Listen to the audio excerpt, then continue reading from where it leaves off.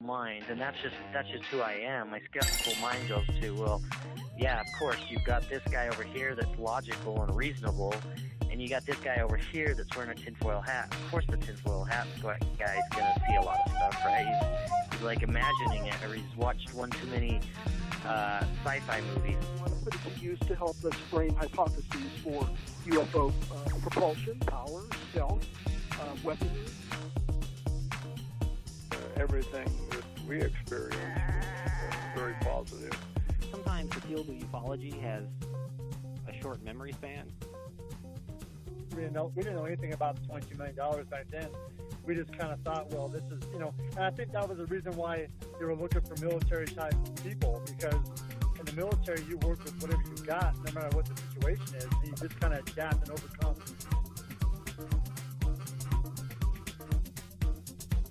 What are you going to do with all this? You can't even take care of your own files and get them put into the current system, but yet you want to go collect other people's things. So what are you going to do with it? Who are you giving all this to? It just really struck me about how the common thread seemed to be deception, but deception of human nature. So that's what I started thinking, who would these folks be? All right, welcome to UFO Classified. I'm your host, Erica Lukes. Happy to be here. I want to thank all of you from listening. You're all over the world. I get messages every day from people who are outside the UFO community who are listening to the show. The momentum is growing, and people understand that UFO Classified is the only place where you are going to get the truth about this subject. And I have been through hell to try to get it. I have research every single day, and I have access to some very special research thanks to Alice Druffel and the Druffel family. I'm putting together the pieces. And unfortunately for all of us who got into this subject because we believed in all of these wonderful possibilities, which I still do, which we all should, I have now seen the underbelly of the beast, and it is ugly, and we are being manipulated. I started watching The X-Files the other day, and lo and behold, this is a show that molded me as a teenager in my early 20s. And lo and behold, in the first episode, they're talking about implants. They're talking about bright lights. They're talking about people being injured. They're talking about cattle mutilations. They are setting the scene. They are priming us. So then we can think that this bright light we're seeing over here is a UFO. Or if somebody is talking about an implant, it's an alien implant. People are being injured, people are being manipulated, and this is deep and long-standing. As I dig deeper and deeper, specifically with regard to Skinwalker Ranch, it is very obvious to me that that is a complete psychological operation. And I want to read just a little bit about this so you understand where I'm coming from. So this is an introduction to psychological warfare. As a non-lethal effort, the war of the mind, it says, as a non-lethal effort to capture hearts and minds. Psychological warfare typically employs propaganda to influence values, beliefs, emotions, reasoning, motives, and behavior of its targets. The targets of such propaganda campaigns can include governments, political organizations, advocacy groups, military personnel, and civilian individuals. So how do they weaponize information? A psyop propaganda may be disseminated in any or all of several ways. So you have the face-to-face verbal communication, audio-visual media like television and movies. You have all sorts of newspapers, books, magazines, posters, all these things that we've seen in the UFO community since the late 40s. We have white propaganda, which is information is truthful and only moderately biased. Gray propaganda, the information is mostly truthful and contains no information that can be disproven. However, no sources are cited. And then black propaganda, which says literally fake news, the information is false or deceitful and is attributed to sources not responsible for its creation. So obviously we can use this propaganda, which as we have seen, we've got the X-Files, which I will always love that show. You've got the X-Files, you've got Close Encounters, you've got the media putting out ideas to the public about cattle mutilations, about implants, about abductions. And guess what? When you look into the continuation of MK Ultra, the players involved, the types of things they were doing to human beings, and you connect the dots that, well, guess what? Jose Delgado was talking about implanting a person to control their behavior. And then you take that further and you look at all sorts of non-lethal weapons that they were testing way back when, and the specific responses that we see in human beings. And then we look at Skinwalker Ranch, the myth that was promoted by Colm Kelleher and George Knapp, where they took different pieces of Native American lore and belief, and they took a community and they created this perfect psyop. You get people excited. People can see things, and they can be mundane things, but they think they're seeing UFOs, and they start feeding into this frenzy. And then you've got covert projects that can go in, as we've seen with Skinwalker Ranch, when Bigelow accepted $22 million from the Pentagon to study non-lethal weapons testing and psychological and physical reactions to the weapons testing. So you have all of this, and then they can hide it under the UFO narrative. It is perfect. It is a huge operation. And I am one little person here who is going to expose it and let people know so none of us fall victim to this kind of abuse anymore. I am here for truth. I am here to get people's stories told. I'm here to do the right thing for my husband and his colleagues, and I will continue to do that. And I just have to say, and I say this so often, but I hope people like Dr. Hal Puthoff, Dr. Kit Green, Dr. Eric Davis, Dr. Colm Kelleher, Robert Bigelow, I hope they look at themselves in the mirror and they can sleep at night knowing what kind of damage they have done to a community, to the world of UFOs, when we should really be studying the phenomena, but it is manipulated by these con artists. And I will continue to beat this drum. This is really important. So, as we know, I feel very passionate about this. And as I sit here talking, I'm on the verge of tears again, because I have seen the damage this has done to my husband and to Chris Bartell and to people in the community who are being injured, and other people are stepping in to say that this is the UFOs, and it is absolute garbage. I am here, and I'm joined tonight with a very special guest who has been on my show twice before. Her name is Michelle Sanborn. She is a beautiful new mom, and we'll be able to hear her cute little baby in the background, which I love that. And she had an experience. She grew up right next to Skinwalker Ranch, and her grandfather, Charles Wynn, lived up near the ranch for decades. And interestingly enough, he had an experience that really frightened him, that left physical traces on his body.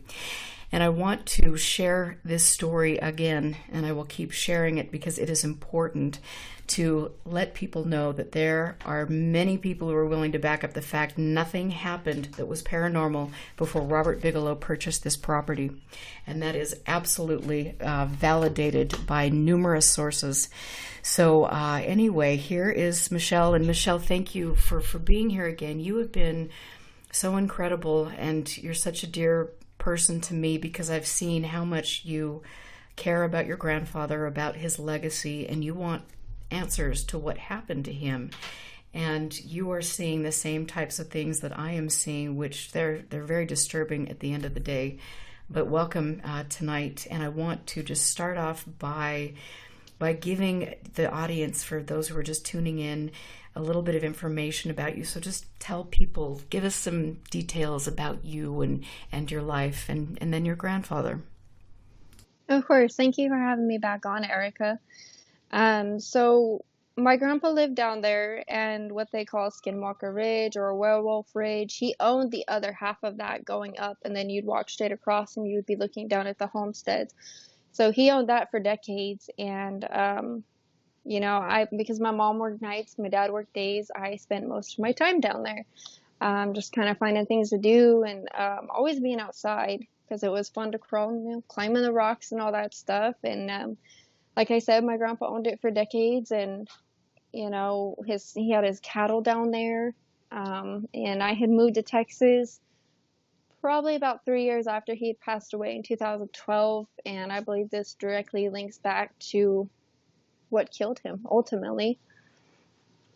And that is really something. Your grandfather had a sighting that was very similar to what Chris Marx, my husband, who worked for Bass, experienced at the ranch. Can you tell us about his sighting? Yes, so it was about 1997. It was a little after I was born. I want to say it was the spring of 1997, so I was pretty young, you know, just, I don't know, maybe 5 or 6 months old. And he would go out every 2 hours to pull dams and get the water to go down a little bit further in his fields. And he would do that to get the best out of the water when it came. So he had each dam set up, you know, so he'd go out every 2 hours and he'd just pull one out, and he didn't have to set another one up. He already had them all set up.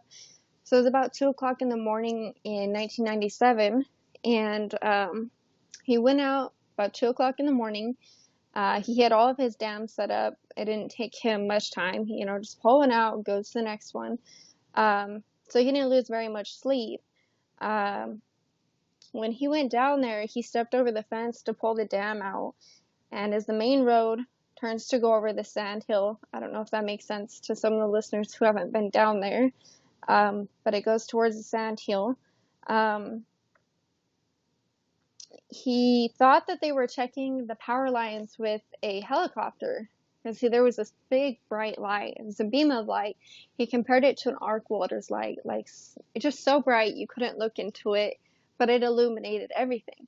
And then he's like, because Desert Generations would fly the lines, and he didn't understand why they would be flying the power lines at 2 o'clock in the morning.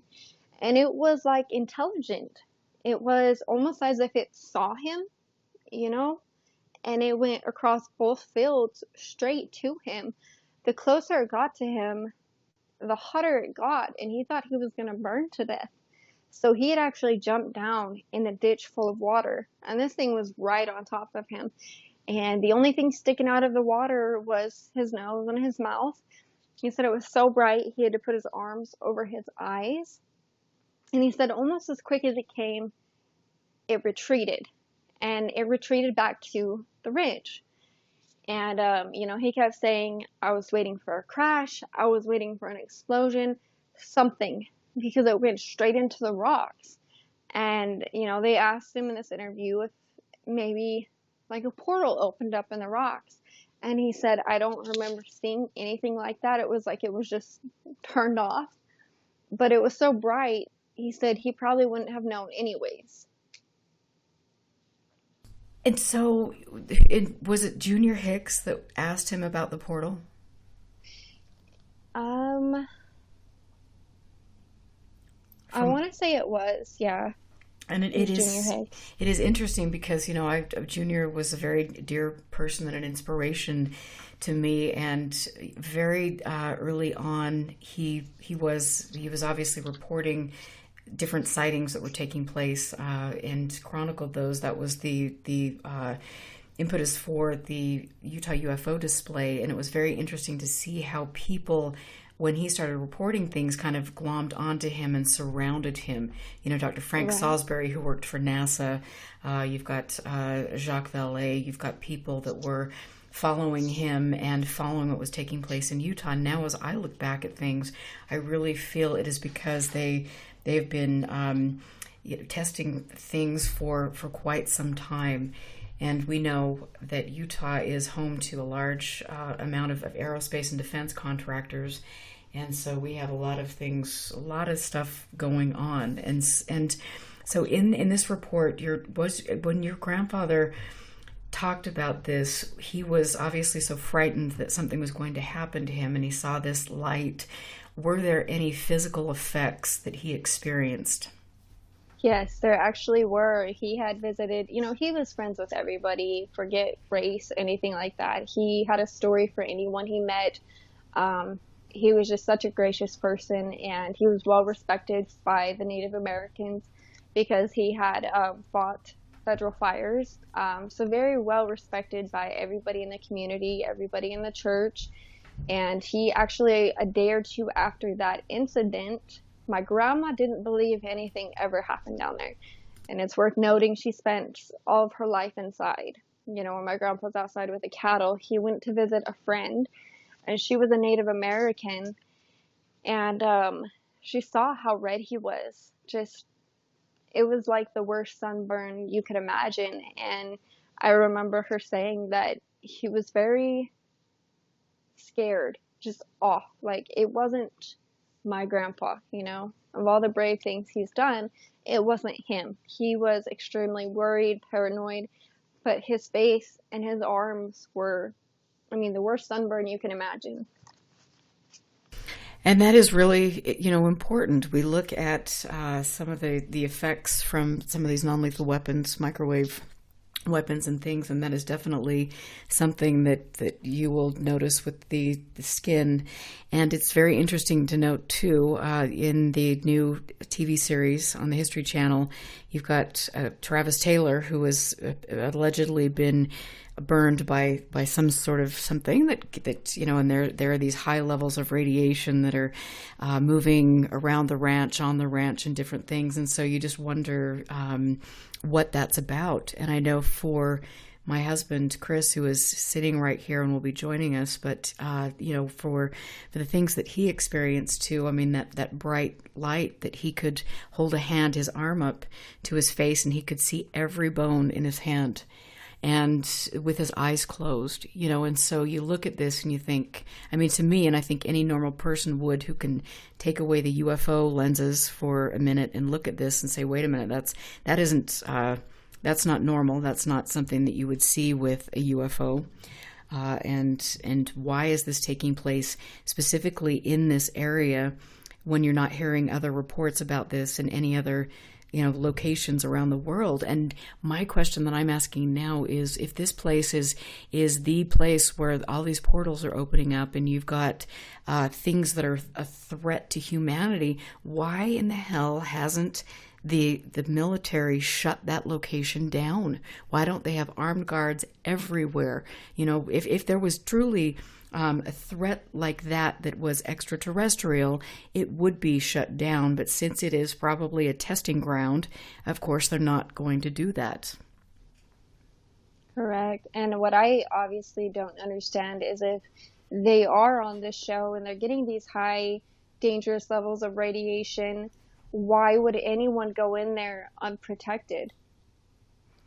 I think that's a great question. I think there are lots of different, you know, reasons for that. I mean, I know for me, when I first got involved in this and I started learning about it, I mean, it was exciting. I mean, I had bought the propaganda, you know, front and center. I mean, I was traveling up there and going to the gate and doing what all the tourists do, and all the people who are excited about that, because you hope you can catch a glimpse of, you know, a shapeshifter or a UFO or something. And, you know, it really is, it's sexy to want to get into that. And so I don't know.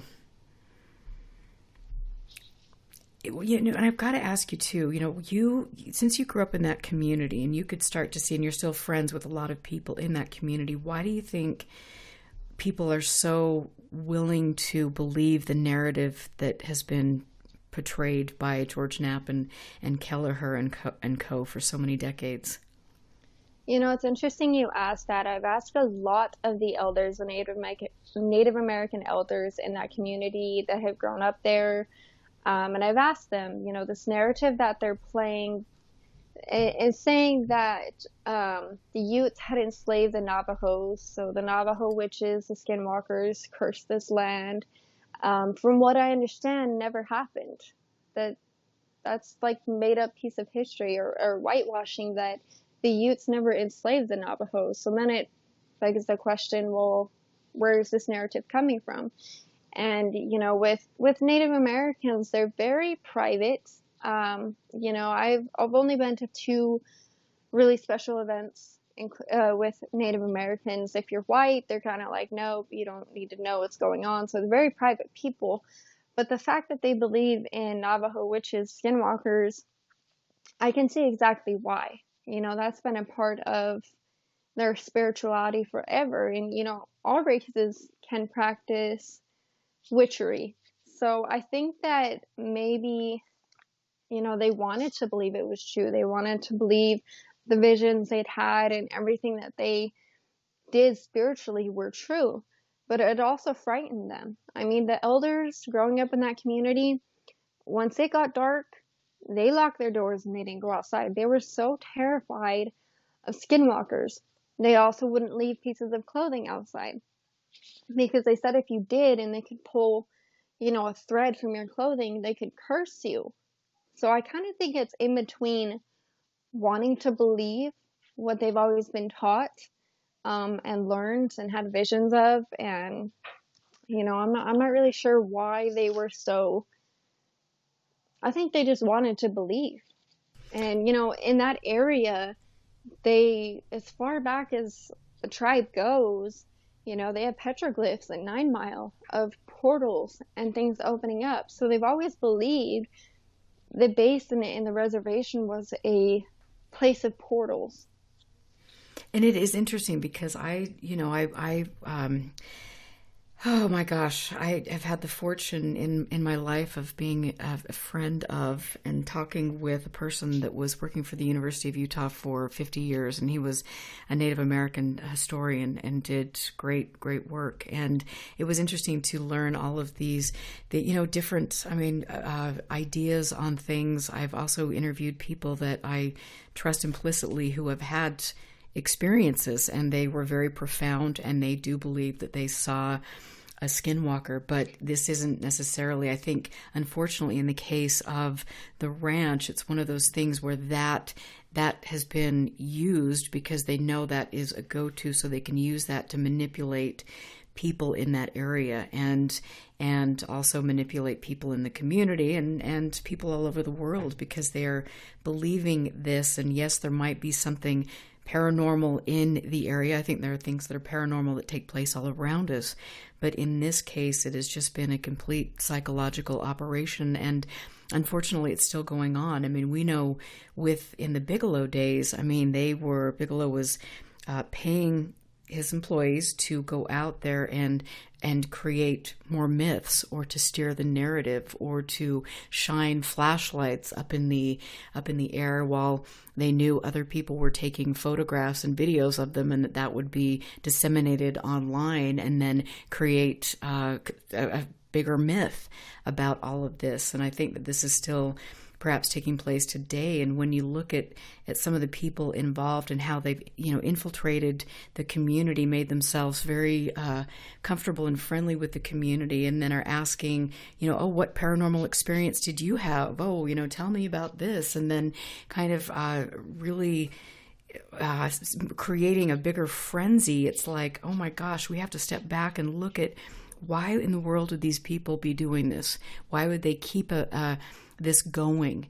And what are the, obviously money is a big motivating factor for people, and there is money involved in all of this. And then you look at some of the business connections that people have had that have owned the property, and look at the larger picture, and it's quite staggering to me. And so I don't want to come across as that I don't believe that there's something going on, but what I really want to stress to people is we are being manipulated, and we have been lied to, and the lies are continuing because, unfortunately, after Bigelow sold the property, we were supposed to get a breath of fresh air and get new information. We were supposed to have transparency, and yet what we have is more of the same narrative that Bigelow put out there with the cattle mutilations, with the whatever, shapeshifters or the wolves and all these different things. And it's like, okay, wait a minute. If this is truly research, then it should be transparent.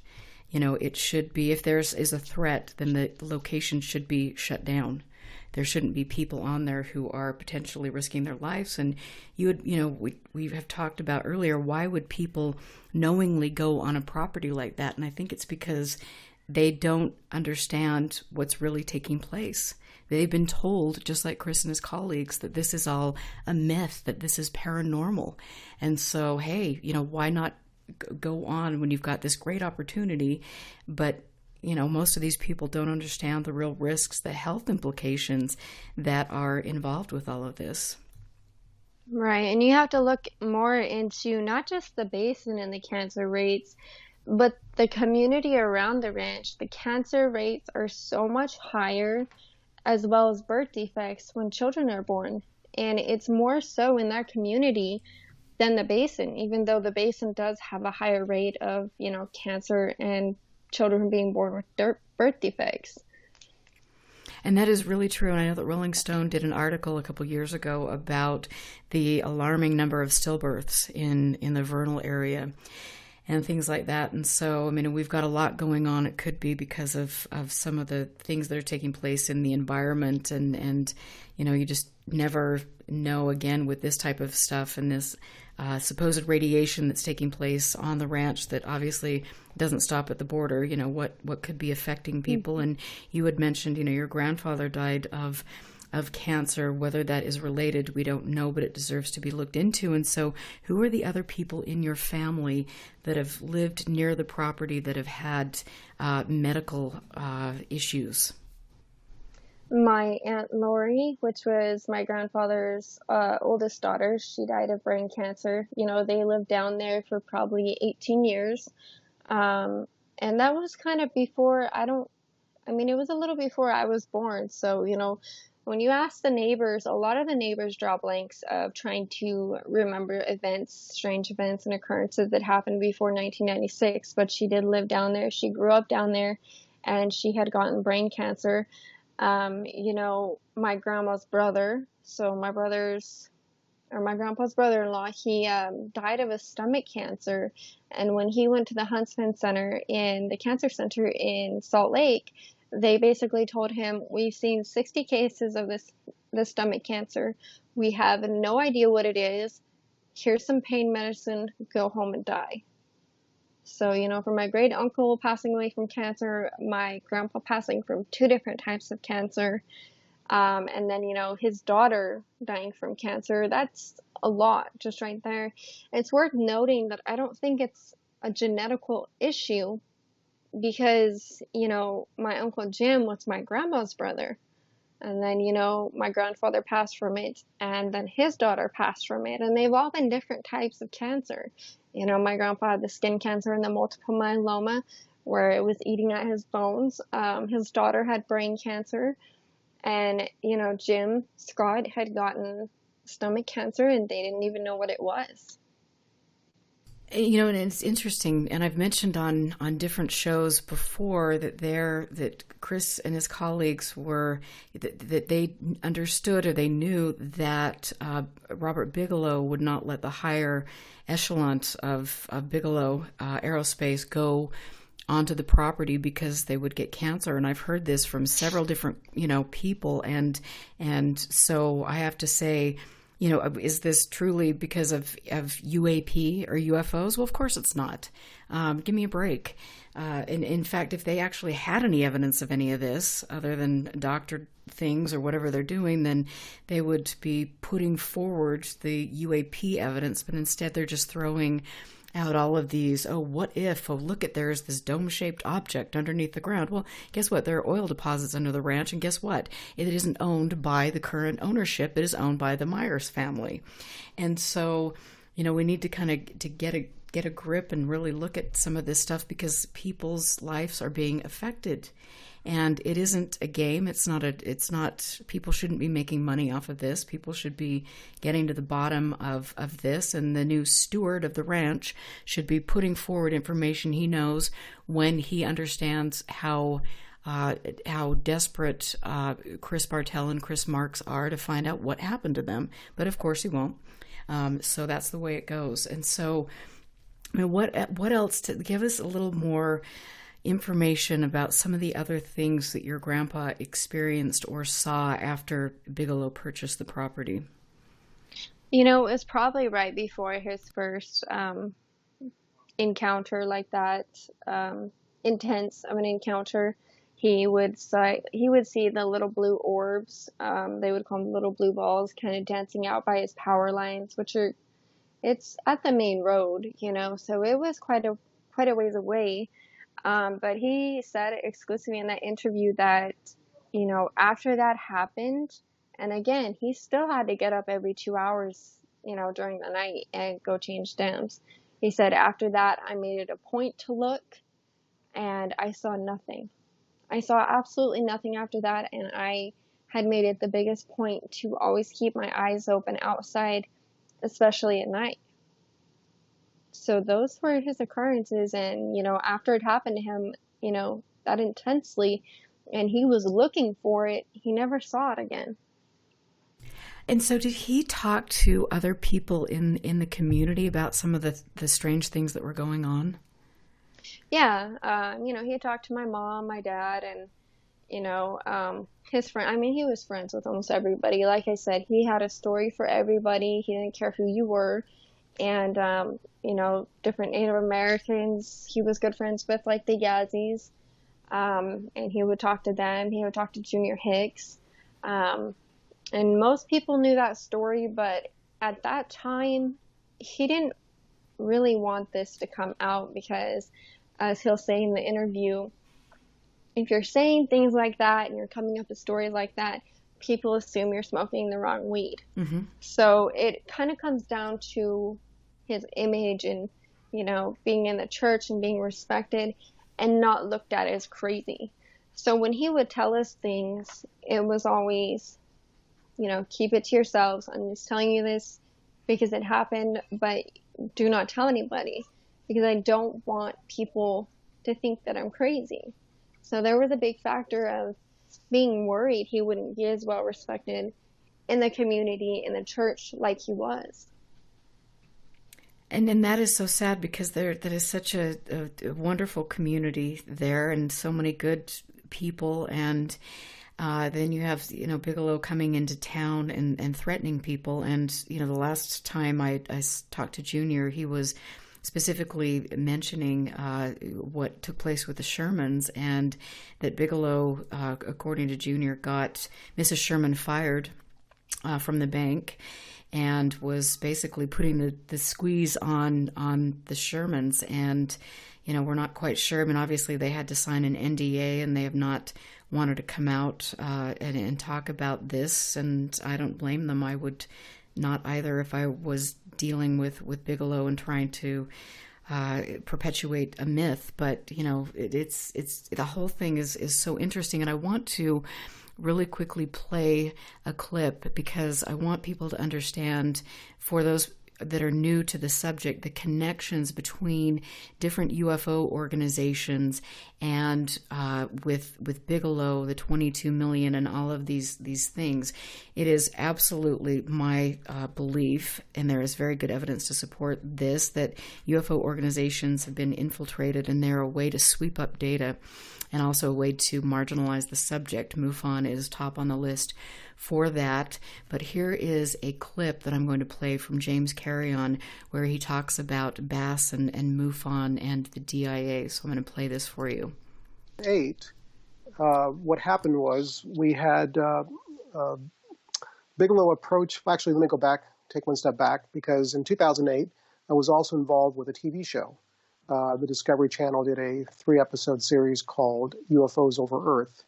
And talking to the producer, I said, hey, I just heard about this ranch in Utah called the Skinwalker Ranch. The book has been written about it. I think it would probably make a great episode.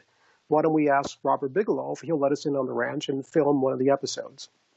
So I called Bigelow up, and he said, basically, no. I don't want you on the ranch. I don't want the publicity. We have too many crazies coming around to the ranch now with all this publicity from the book, and we don't want to exponentially increase that, which we think will happen if, it's on the Discovery Channel. So I said, okay, fine, not a problem. So that was sort of my first interaction with Robert Bigelow. This was mid-2008. I want to just, and sorry to interrupt you here, but I just wanted to point out, it seems absolutely insane to me that he's complaining about, getting people on the ranch or too much publicity when he allowed Colm Kelleher and George Knapp to write that book about the ranch. I mean, what was he thinking there? Exactly. I think you're making a very good point, which is if you don't want the publicity, why are you allowing this person, Kelleher, who was involved with your organization, to put out this book with George Knapp? It seems almost like you want the publicity after all, just controlled publicity. So again, at the time, I was too involved with the show and with other duties not to worry so much about that. But then towards the end of 2008, John Schuessler, who was still on the MUFON board, came to me and said, hey, I have this very interesting proposition from Bob Bigelow. He wants MUFON to be more involved with an organization he started up called BASS.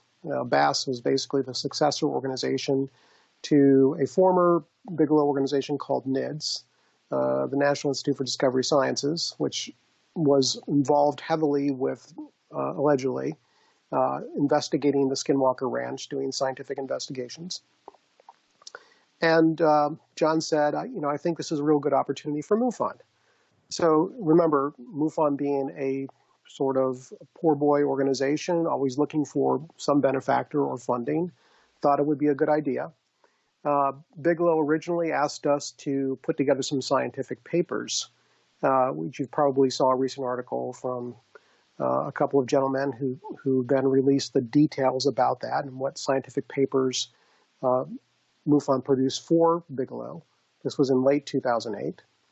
And after we delivered those papers, which I personally delivered to Bigelow in Las Vegas towards the end of that year, right after that, again through John Schuessler, Bigelow said, hey, we want to now expand the MUFON role. We'd like to use your investigative force to gather data because we're very interested in what UFO data or UFO materials recovered can do for aerospace science. We think that maybe it can lead to some incredible breakthroughs in propulsion, in gravity manipulation and lift, whatever has to do with aerospace or aerospace craft. And again, we thought, okay, not a bad idea. Let's go ahead and do that. But the amounts of money that we were being bantered about were pretty big numbers. And at the time, I thought, well, wait a minute. Whose money is this? Is it Bigelow's money? I mean, he's a billionaire, given he can probably finance that amount of money, but let me find out for sure. So I asked John, who's behind this? Is it Bob Bigelow, or is it somebody else? And he said to me, well, Bigelow has a sponsor. The sponsor's putting this money up. And I said, okay, well, who is the sponsor? And John said, I can't tell you that. That's confidential information. It's between me and Bigelow. He let me know who the sponsor was, but he told me not to tell anybody else in the organization. So that sort of struck me as odd, as would anybody. And I thought, okay, well, either there is another billionaire out there that doesn't want their name known, which is not unheard of. For example, MUFON did a project called the AMP Project, which was called stood for the Ambient Monitoring Project. This was a UFO abduction related research project where they created these little sophisticated boxes that had lots of electronic gear in them that measured the environment, temperature and gravity and vibration and any number of other parameters. And they gave these boxes to volunteers who were claiming to be abducted and said, put these in your home, hide them somewhere, because it just looked like a little wooden box. You couldn't tell there was electronic gear inside. And they were told to keep these boxes running 24 hours a day. And every time they felt like they had an abduction experience, to journal about it. Because the thought was that this box is collecting all this data, and using the journal as sort of a guide, whenever somebody says, I thought I was abducted last night, we can then take a look at the data collected that same night and see if there was anything different that happened within their environment. So, obviously that costs money. It was a sophisticated project. And the person who put that money up, I won't mention who their name is, but they're a real person, and they have lots of money, and they obviously sponsored it, but they wanted to do so anonymously. So from my experience, I thought, okay, this is not unheard of that somebody wants to remain anonymous, and I was trusting John's judgment that if he knew who the benefactor was, that, I just need to trust John's judgment. Now, again, I still wanted to make sure that I covered all my bases. So when we did end up meeting Bigelow in person in Las Vegas in January of 2009, I point blank asked Bob Bigelow, who's behind this project? Is there a government agency behind it? And he said, no. So we do know now, many years later, the sponsor was a government agency, it was the Defense Intelligence Agency, and basically Bigelow lied to my face. Now, I still can't reconcile that John knew this and somehow didn't let us in on that. It almost seems to me like maybe he was misled as well. Maybe he didn't know it was the DIA, and he was told a lie that it was somebody else. And so here we've got this clip from the former executive director of MUFON, who was involved with Bigelow during the Bass days, and who also was talking a little bit about the AMP project, which is something that I wanted to just throw out here before we get back to Michelle and some of the other questions that her grandfather had. But the AMP project was a very unusual project where they were sending out investigators. They had these boxes and they put the abductees, quote unquote, through a series of psychological tests, and then they told the investigator that they had to turn on the machine away from the actual abductee, the person that was letting this piece of equipment go into their home. The equipment had to be specifically placed in a very certain place, and then also, interestingly enough, they had to set up an additional phone line, a landline, that the research group paid for. I'm not quite sure why that would need to happen, but like I said, the more I look into this, I look into abduction research, quote unquote, and I ask questions about what is taking place at Skinwalker Ranch, the more red flags go off, and I really truly think this is some sort of really a nefarious operation on multiple fronts. And so, Michelle, thank you for listening to that. James Carrion was one of the people that interviewed your grandfather, along with Junior Hicks and Dr. Frank Salisbury. And on this show, where I'm playing these particular clips from, he did mention that he felt, that there was perhaps a man-made explanation as to what your grandfather saw. Now, let's talk a little bit about the idea of the hologram.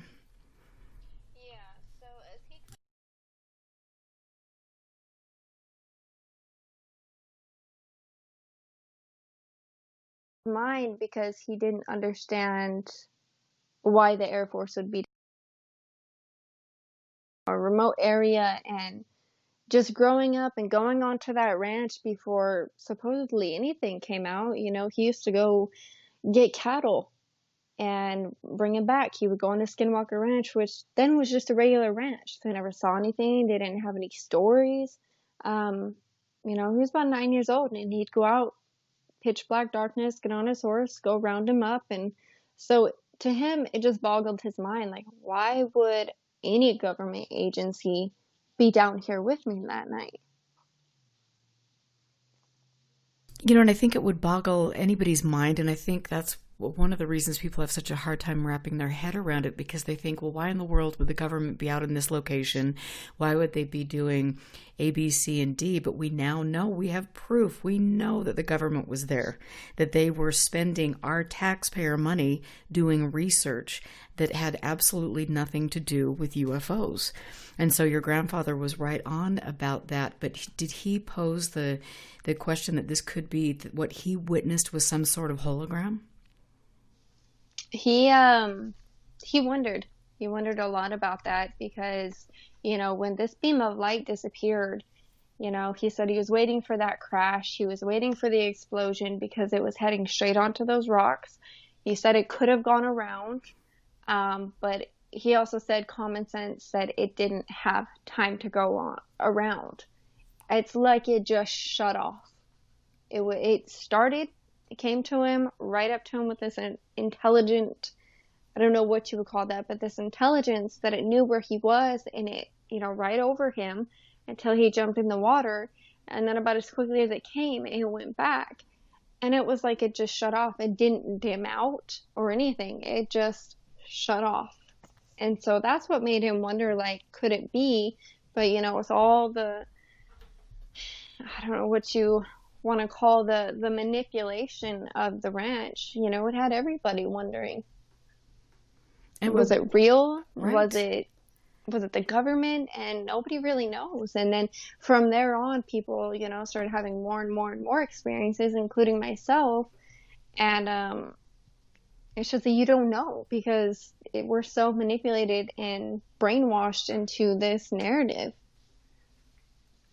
And that is just frightening on so many levels, because if people are really experiencing health effects from all of this, then they should be able to understand that this is actually something that is man-made, and Yes. and not UFOs. And I mean, honestly, this has been, when I look at the myth of Skinwalker Ranch, and I look at the way this has been carefully crafted, obviously by the intelligence community, and there is a need to keep that going, because nobody is asking the hard questions. Nobody's saying, hey, my health was affected.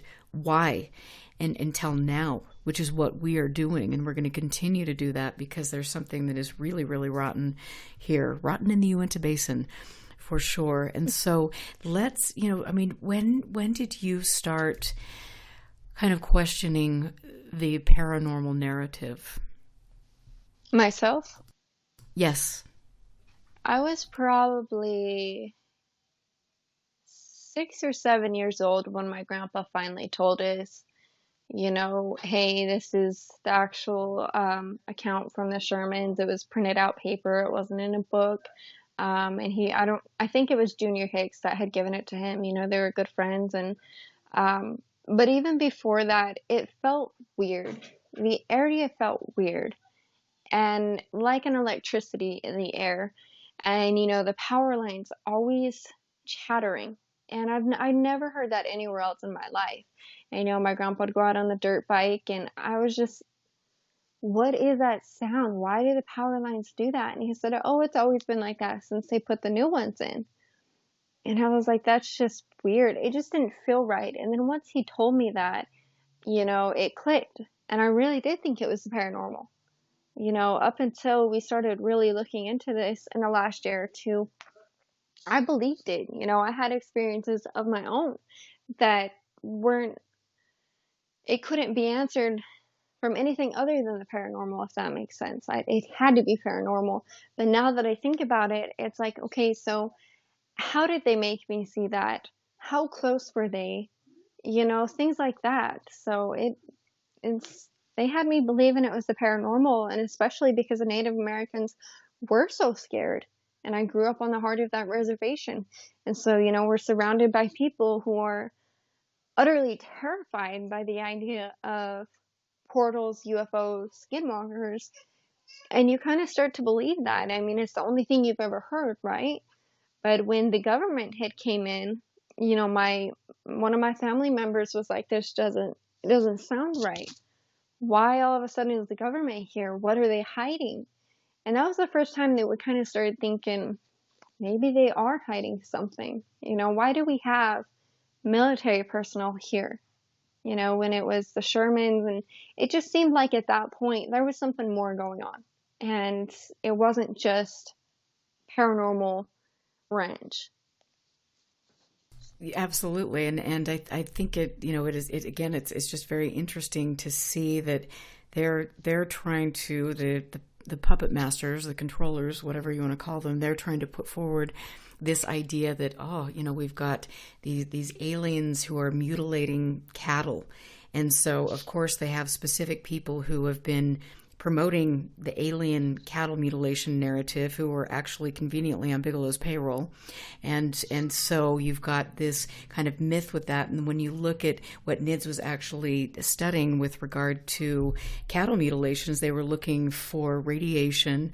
They were looking into some of the things that Colm Kelleher was actually studying, and what his background is specializing in, which we're going to talk a little bit after the break about Colm Kelleher, about brain brain trust about his area of expertise and why it is so unusual that he would be making multi-million-dollar toilets for Bigelow Aerospace. Chris can address some of that, but really looking when you look at the backgrounds of these people involved with NIDS, with BASS and things, none of their backgrounds would lend anything to tell me that they're looking for UFOs, that there's something more going on. And it's sad to see that, that all of us have gone through this discovery process, and unfortunately we're learning things that I really never would have imagined I was learning a couple years ago.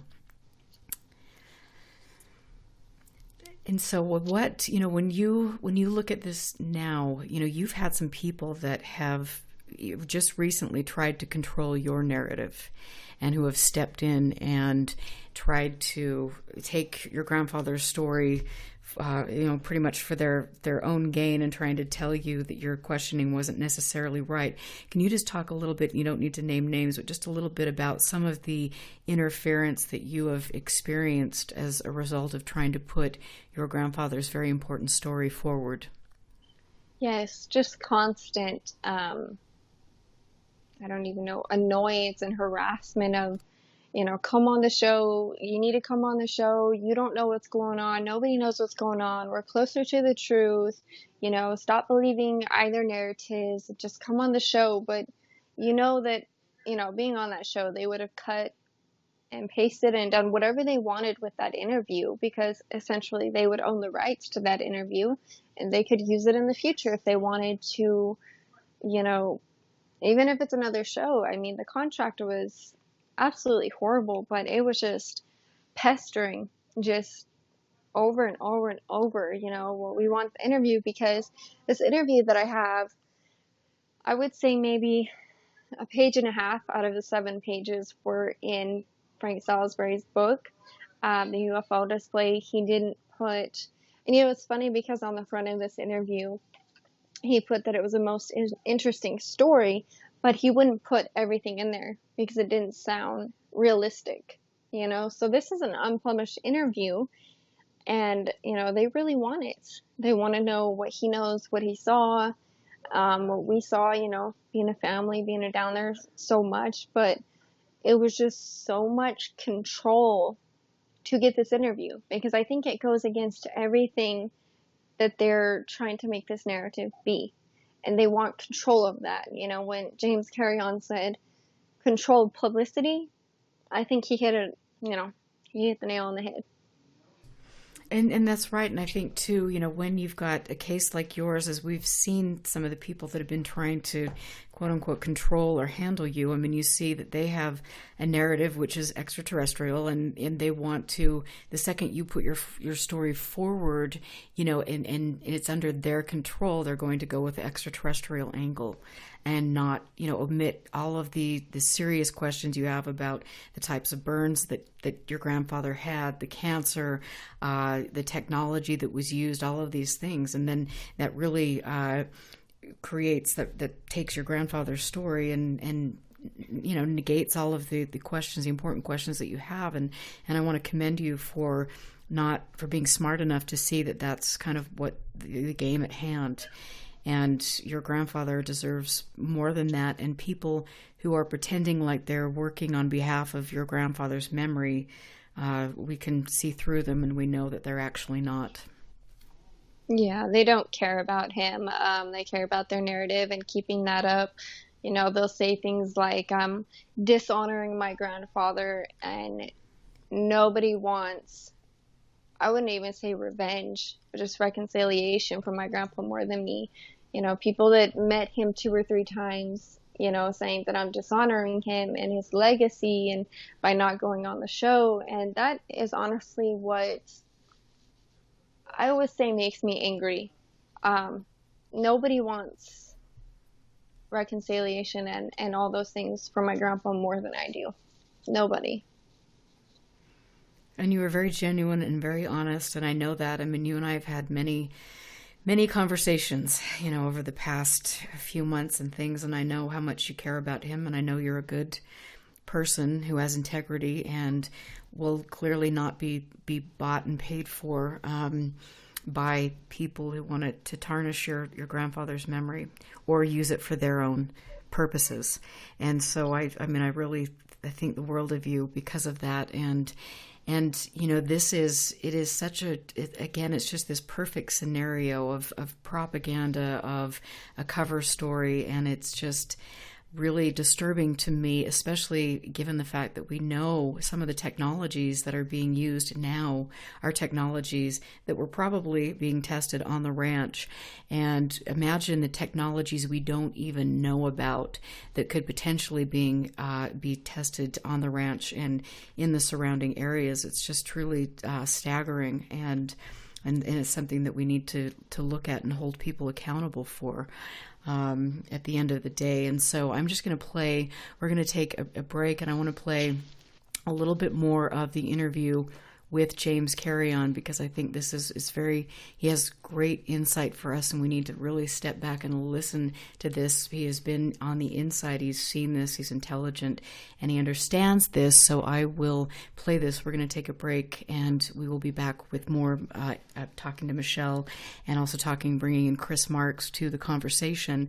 I want to just give all of my listeners and show supporters a big thank you for me. The show is done through the graciousness of contributions. You can donate to a show to help keep me on the air and to help me to obtain different archives so the truth will not be hidden away, much to the dismay of the players involved who are trying to manipulate and abuse us. So we're going to play more with the James Carrion interview. We'll be right back. Oh, sure, absolutely. I mean, we can look at the history of the intelligence community to know that they have a long history of doing surreptitious and hidden research on human subjects, going all the way back to MK Ultra, or even psychological manipulation testing and other things that have gone on. And sure, so it's possible they could use the UFO field to perform those same human subject experiments with basically perfect cover, right? Because who's going to question that they're doing this when it's being attributed to paranormal UFO activity? If we look at Skinwalker and we focus on the red flags that are there, the major red flag being no paranormal activity before the Shermans. Another major red flag being this trying to tie in UFO mythology from Area 51. Those are things that you really can't just overlook those red flags. And I think this is the big problem that folks have in ufology in general, whenever they're conducting an investigation, is that because they are at heart, a lot of them believers, which taints their investigation and makes them biased, they tend to ignore these red flags. You cannot ignore these red flags. Those are there, and that they tell you a story, and that story is that this ranch is just a mundane piece of property. And there's nothing going on that's of a paranormal nature, I don't believe, or of a supernatural nature, or of a UAP. Somebody is manufacturing this mythology. And if you start from there, and you work your way forwards from there, from that hypothesis, then the onus is going to be on those claiming the opposite, being the George Knapps and the Colin Kelleher's of the world, to prove it. And the problem is they cannot prove it. Why can they not prove it? Because all the data they've gathered through NIDS or through BAS is sitting where? Not in the public domain. It's sitting in somebody's vault, in somebody's file cabinet, probably in a government agency somewhere, rotting away. So all you are left with is mythology. And that is really quite powerful from James Carrion, who was on my show. You can listen to the full interview on Spreaker, and you can also find my show thanks to Mario, one of the biggest and most important people in my life with regard to keeping UFO Classified on the air and getting information out. You can listen to it on YouTube. And I also, before we get back into this, want to give a big thanks to Scott Brown, who does beautiful graphics for my show. I really, honestly, I'm here because of you, and thank you for all of your contributions at UFO Researcher and Bruce and all the people who make this possible. This is, unfortunately, not love and light and happy rainbows and unicorns and, calling in the mothership. This is, unfortunately, through my journey in this subject, I have learned a lot of hard lessons and I've uncovered a lot. And for me, being a person that believes that we deserve the best, I feel that it is my obligation to shine a spotlight on corrupt behavior, on people who are not doing this for the greater good of all of us, and they are manipulating a community not only in the Uinta Basin, but they're manipulating the UFO community. They're manipulating the population. And as I have mentioned, it has been very interesting for me to rewatch the X-Files and Close Encounters and see some of the things in there where, again, you've got this myth that is being put forward, and then that becomes more commonplace, and then you can overlook some of the things that might potentially be going on with human testing and things like this. Now I'm going to read a little bit here before we get back to Michelle. This is from a book called Psychic Dictatorship in the USA by Alex Constantine. I really think he's done some incredible work. And he says in here, the term mind control comes from former CIA Director Alan Dulles. And Alan Dulles, of course, you hear his name with regard to UFOs and all of that, but we know really there was nothing about UFOs involved in this. In 1953, Dulles, speaking before a national meeting of Princeton alumni, distinguished two fronts in the then current battle for men's minds. A first front of mass indoctrination through censorship and propaganda, and a second front of individual brainwashing and brain changing. Before an audience of fellow Ivy Leaguers, Dulles skipped the usual petties about democracy. The same year, Dulles approved CIA's notorious MK Ultra project and exempted it from normal CIA financial controls. A partial list of aggressive promoters of the new technology includes Oak Ridge National Laboratories, Sandia National Laboratories, Science Application International Corporation, the Mitri Corporation, Lawrence Livermore National Lab, and Los Alamos National Laboratory. In 1996, the U.S. Air Force Scientific Advisory Board published a 14-volume study of future developments in weapons called New World Vistas. Tucked away on page 89 of the 15th volume are some hair-raising insights into the future coupling of man and machine. In a section dealing with biological process control, the author refers to an explosion of knowledge in the field of neuroscience, adding ominously, one can envision the development of electromagnetic energy sources, the output of which can be pulsed, shaped, and focused, that can couple with the human body in a fashion that will allow one to prevent voluntary muscular movements, control emotions, and thus actions, produce sleep, transmit suggestions, interfere with both short and long-term memory, produce an experience set, and delete an experience set. Translating the words experience set from military jargon into plain English, this means simply that they envision and the ability to erase your life's memories and substitute them with a fictitious set. By projecting such developments into the future, the authors of New Vistas are camouflaging present-day capabilities. A similar futuristic scenario with many references to mind manipulation is described in The Revolution in Military Affairs and the Conflict Short of War from the U.S. Army War College, 1994. So the advantage of using directed energy systems is deniability. The author asks, against whom is such deniability aimed? The direct answer is the American people. And so here you have that from Alex Constantine, very important work. I would suggest reading some of the things that he has put forward. And then you have the fact that all of this is going on, this propaganda, this is taking place, people are being injured, they're diving into irrigation canals, they have burns on their bodies. What is going on? It is truly staggering. And Michelle, you have been so brave to come forward and to continually beat the drum about your grandfather, because he was a wonderful man. I wish I would have had the opportunity to meet him, and you want to know what's going on. We have the right, you have the right to know what is going on and what happened to not only your grandfather, but other people in your family.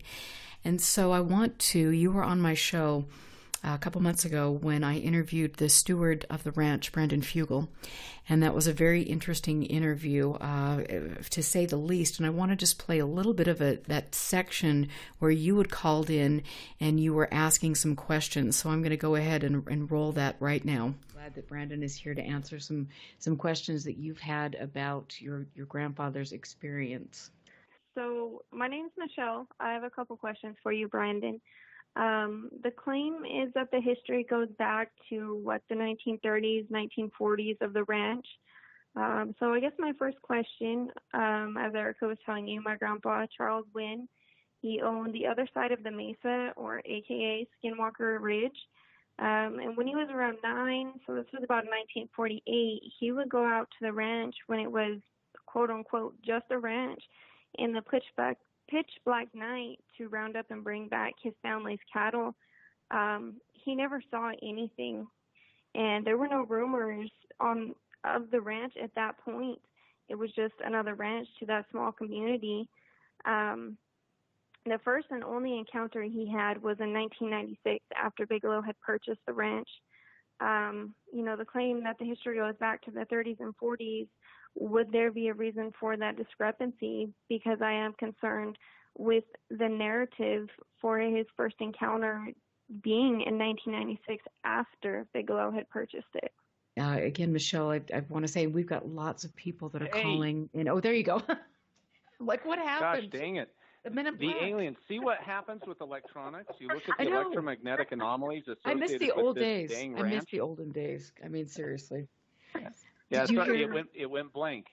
Oh, dear. Did you hear her question, or do you need her to I did not. Go ahead, okay. Please. I'm so sorry. Go ahead and restate it. Everything went silent on me, and thank you for patching me back in. And so what I wanted to say about that, obviously the old producer of the show edited some of the missing time out of there when the call dropped, and there was, Michelle had asked, you'd asked Michelle a series of questions about that, wanting to know answers to Mr. Fugel, and the phone call dropped, and it was actually quite some time before he was patched back in.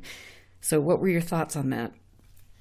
I really thought that, and I think that he did that on purpose, and that much time that was stalled, and then versus how long my question was, if he stalled long enough, and I had to reread that entire paragraph, which had some really important follow-up questions.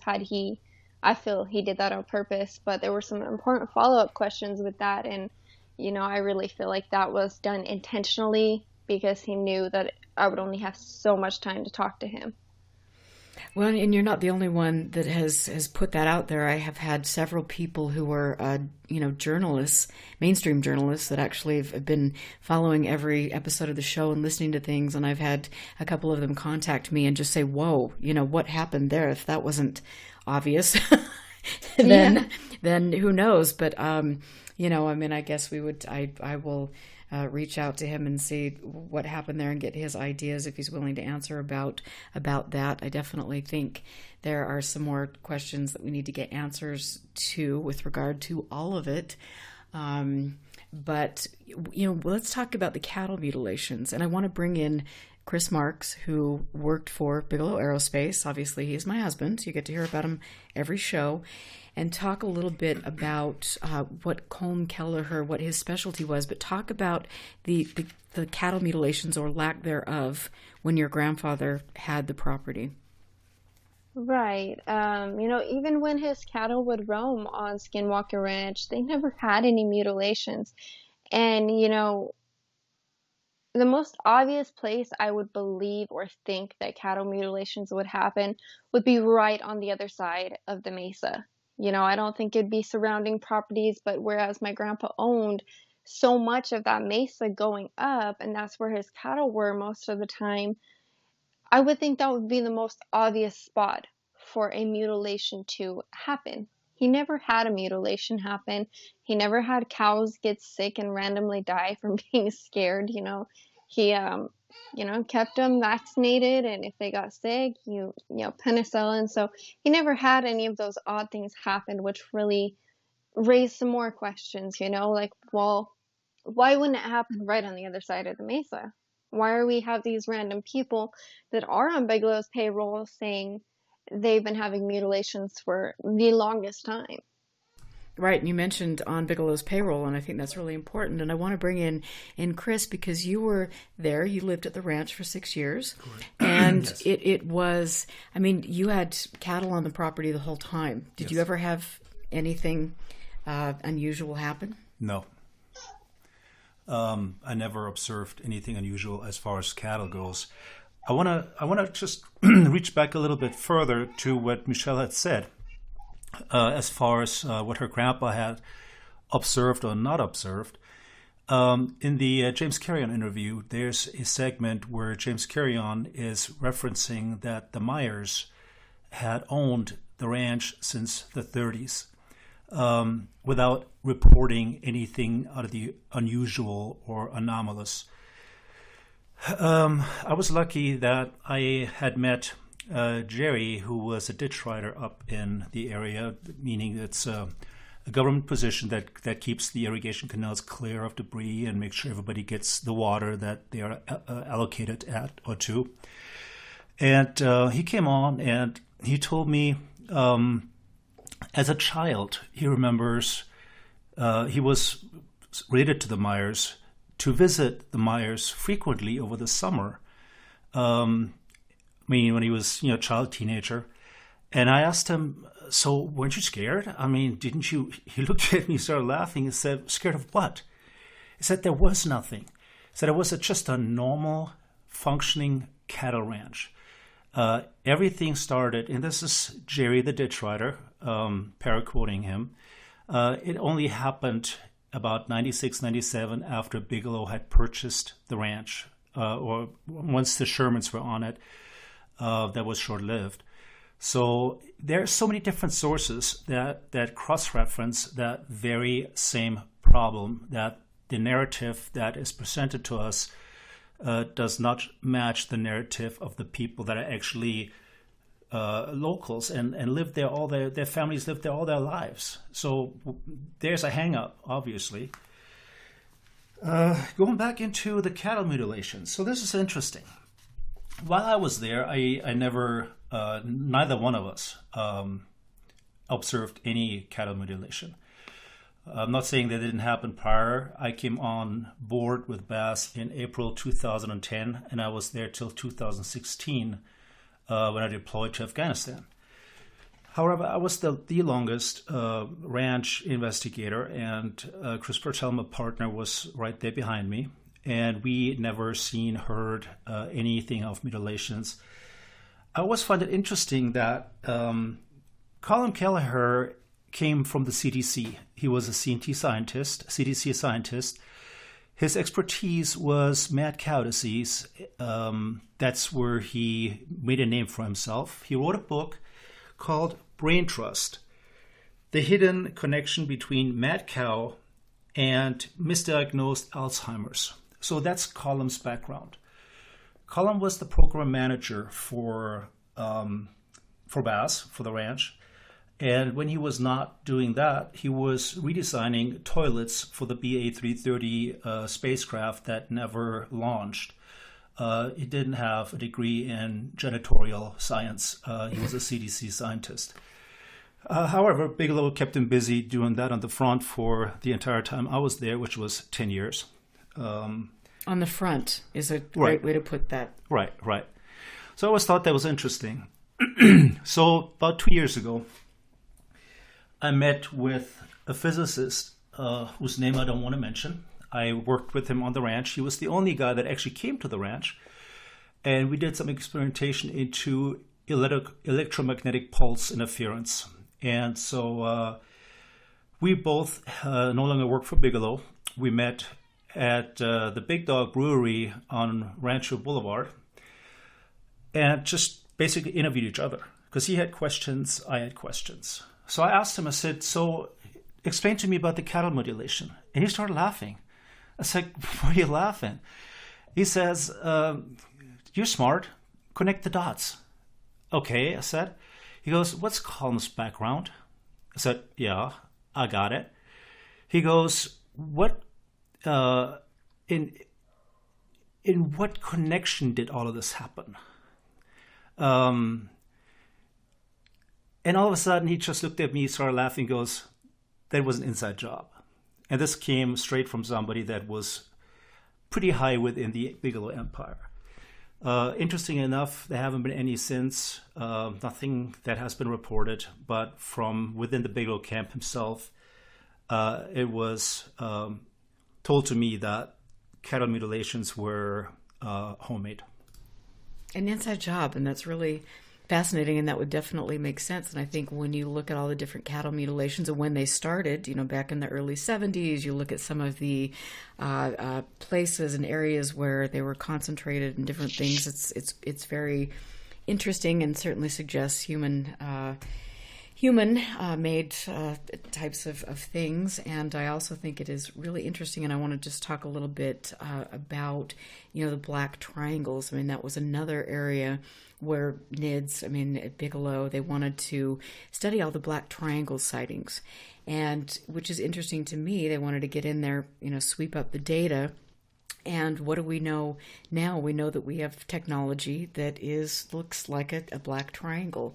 And so it is my thought that they were sweeping up that data, and they understood that what people were reporting and witnessing and photographing and videotaping, that was actually man-made. And so they needed to go in there and put forward their little henchmen, their men in black, people that were paid for by Bigelow to go in and intimidate witnesses or to con them into thinking that they were actually seeing something, and then get their video and photographs and all of these things. And so it's really interesting. When you pick apart the whole Bigelow involvement in the subject, there really is nothing paranormal, and you can go back and say, well, he had this experience when he was young, and that fueled his need, and he's put in all this money, and yada yada yada. I wonder how many write-offs he gets. I wonder how many properties he's purchased, and all of these things that have benefited him over the years. And I want to just say, and sorry, Michelle, I'm going to let you talk here.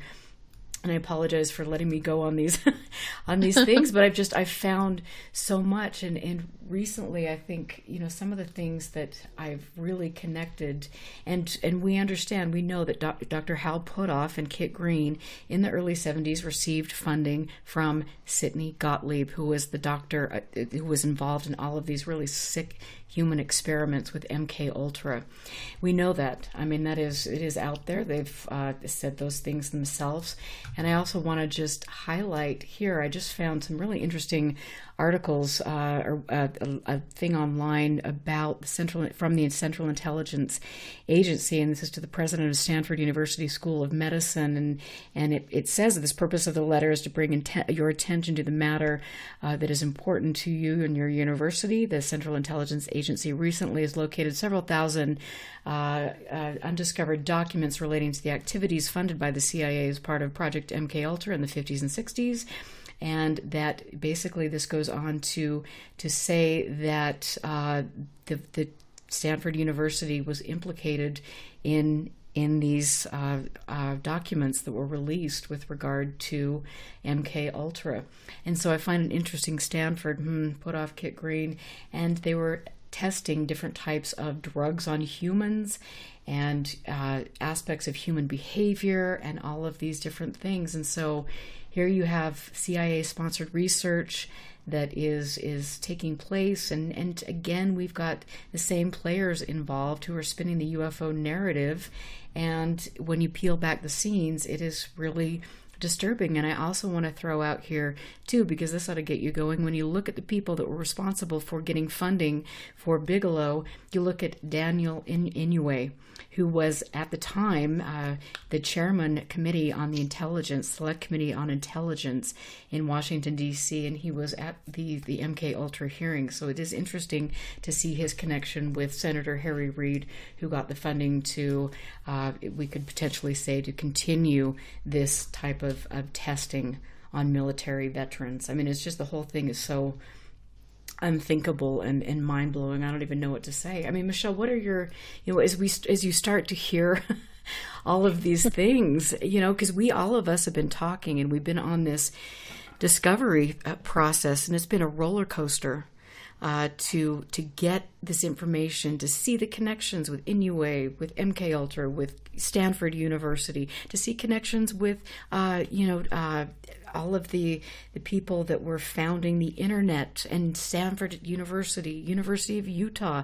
All these people were involved, and so, my God, what is going on, and how deep is this manipulation, and how many people have been hurt?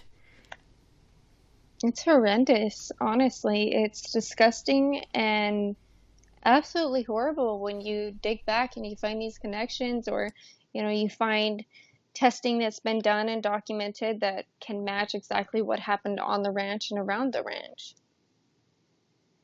On Michelle, on that note, before I go there, I just want to throw in real quick what I find really ironic.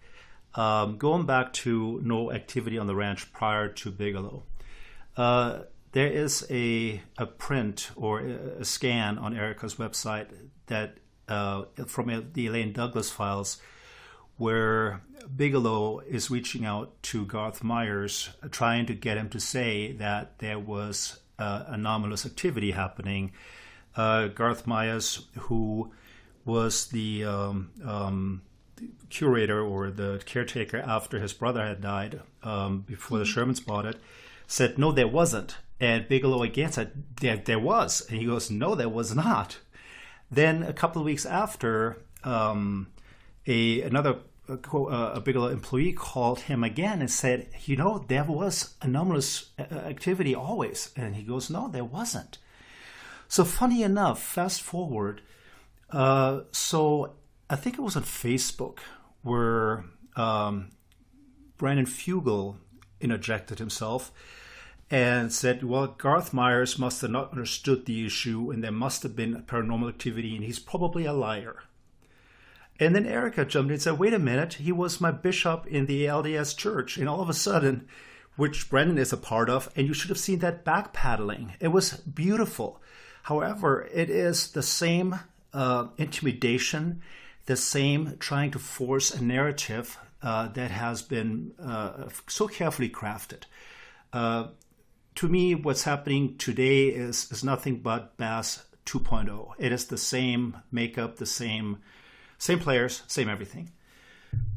But going back, I just read, was really an eye-opener. I really dove into Robert Guffey's Camilio, and the parallels that are detailed in Camilio to the ranch are mind-blowing. I mean, down to the T.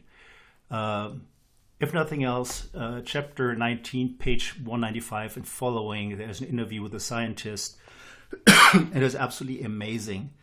Talked to Guffey a couple of days ago because I'm just really a big fan, and wanted to make sure that this book was really 100% what it is. It says it is, and he guaranteed me exactly what it is. Nothing given, nothing taken, nothing added. It is exactly the story. And it blew my mind. And when I look back now and I talk to Chris Bartel, we talk quite a bit.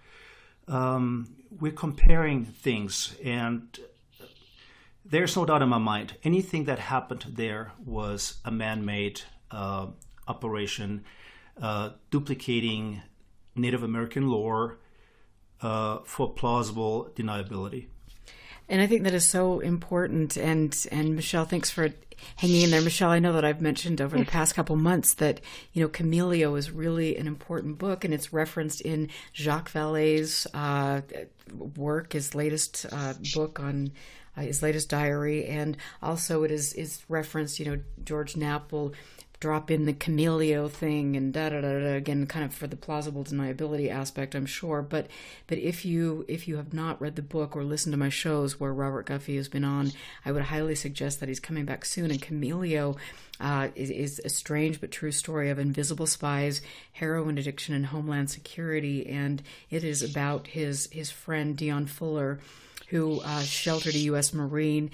He had stolen night vision goggles and then from no local military base, and then his life got turned upside down, and some of the things that he experienced are, again, as Chris said, exactly what happened at Skinwalker Ranch. And so I want to play this clip from Robert Guffey where he describes some of the things that happened that are very similar to what Chris has seen at the ranch, what others have experienced in the community, and I'm sure the same type of thing that your grandfather's experienced. So I'm just going to play this brief clip from Robert Guffey from an interview on UFO Classified.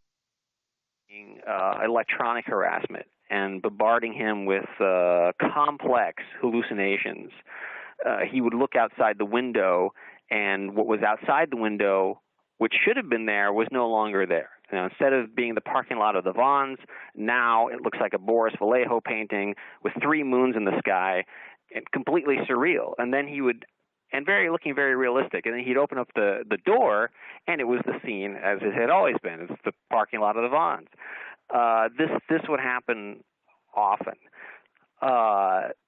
Then he started noticing that the inside of his apartment seemed bigger than it used to be. And it got bigger and bigger and bigger. And other people would see this. Friends would come over and go, "Is your house growing?" Or conversely, it might seem smaller. Then things were happening where he'd be sitting in the bed at night, and they would project the silhouette of a hand with a gun in it, and the hand would tilt down, and so that the gun was now pointing at Damien's head, and then it would tilt up again and then fade away. At one point, he had a leather jacket sitting on the floor of his bedroom, and this kind of roiling black energy crawled across the floor, got into the black jacket, and the jacket crawled across the floor. I was on the phone with him around this time. He's describing some of this stuff to me. And Damien's been in and out of jail his whole life. He doesn't get easily scared. But as I'm talking to him on the phone, I can hear things start crashing all around the room. And Damien gets down underneath the desk, and now he sounds like he's a scared little girl because he just tells me that all these tchotchkes up on the shelves are just like exploding. All the stuff's like coming off and just bursting apart as if being hit by invisible bullets, which in fact is probably what was going on. I should note that he was surrounded by corporations like SAIC, Science Applications International Corporation, which ties in later on with other nefarious activities, and also ATC, American Technology Corporation, which at that time was specializing in researching what is known as acoustic bullets made of sound. Sometimes he would be sitting there in the living room and all the sound would disappear. In other words, all the ambient noise would just be gone. And you might think, well, so what? but it does have a kind of Chinese torture effect when you open the door and you can hear all the sounds and the cars and everything, and then close the door and suddenly it's like you can't hear anything. It's like you're in a soundproof room. Wrote a book. John Rappaport, investigative journalist. He wrote a book back in the 90s called U.S. Government Mind Control Experiments on Children. And this was about how in the 50s, people, the MKUltra people, they were doing radiation experiments on children, which the Clinton administration did a whole investigation into. I mean, this isn't like a conspiracy theory. It was an entire government-funded investigation into this, and the president apologized for it. But they didn't talk about the other aspect of it, which when this congressional committee was investigating the radiation experiments on children that had happened in the 50s, they did not mention in their final report how this overlapped with the mind control experiments, because both were going on simultaneously. And so they used children, people in mental asylums, prisoners, and they're the perfect people to experiment on, because how are they going to complain? How is a child going to complain? And but it's also important to note that it's not just marginalized people who get into the bullseye. It doesn't matter if you do something to piss them off; they will come after you. Yeah, so there you have it. There is just a fraction of the really important interview that I did with Robert Guffey. Again, you can pick up Camilio. I would highly suggest that. As Chris mentioned, we had quite a long talk with him the other day, and the similarities between what happened at Skinwalker Ranch and what happened with his friend Dion and what is happening with other people is pretty startling, and it is something that deserves to be looked into. And for me, it is really, it blows my mind that people would look at this and say, this is a conspiracy theory. Nope, it's aliens. People are so willing to believe that this is all alien technology, that this is, they're not willing to look at facts. There are documents. There are declassified documents. There are connections that go way back, and you look at the people that are involved in ufology now. They're the same people that were involved with some of these people back in the 70s that have done really terrible things, that have hurt people. They have done things without consent. And I'm going to stress that, without consent. That is those are important words. And I'm going to be traveling up near Skinwalker Ranch, and I will stand outside the gate of Skinwalker Ranch with a big, huge poster saying without consent, because what happened to Chris, to his colleagues, was without consent. It is despicable. It is wrong to test on military veterans. And let's just say that this is UFOs or UAP, then these people are specifically saying that people are being injured with life-threatening injuries. But yet we're not supposed to care. We're not supposed to raise an alarm bell. If I were that community in Roosevelt and the surrounding areas, I would be on the phone to everybody in the political arena, except for Tom Winterton's dad. I would be on the phone to all of those people demanding that OSHA go in, demanding that they figure out where the radiation levels are, demanding to find out why there's such high cancer rates, and asking questions of the steward of the ranch, because if you really care for your people, you are going to be protecting them. You're not going to be exposing them to things where they could potentially have life-altering implications. And not only that, to me, and I'm just on a roll here, but to watch the emotional, the torture that has been inflicted on Bartell and Marx and other people of not knowing what their quality of life is going to be is criminal. And Brandon Fugel, you answer me on that. I'm directing this at you. You know what's going on. You're working with Bigelow. You bought the ranch from him. You know damn well what's going on, and you have some answers that you better make public, because this is wrong. And if you're going to sit there like you did on my TV radio show and say that you got nothing from Bigelow, then I'm going to say that you are actually a liar. And I will say that so you can answer me, because you are bringing in the same people, and it is disgusting to see what is happening to that community, to see what is happening to my husband, his colleagues. This is wrong. And so for me, and unfortunately, and again, I get very emotional. You can hear my voice trembling, because again, I just want to freaking break down in tears, because I've seen this and it is ugly. And so when I want to sit here and I want to give you a show about UFOs and about the beauty of life and the potential for all of us to learn more about the world and the potential of life on other planets and interacting with things we don't know about. And I can't do that now, because I've seen too much, and I've seen the corruption, and I have seen the absolute, I have seen the worst of humanity.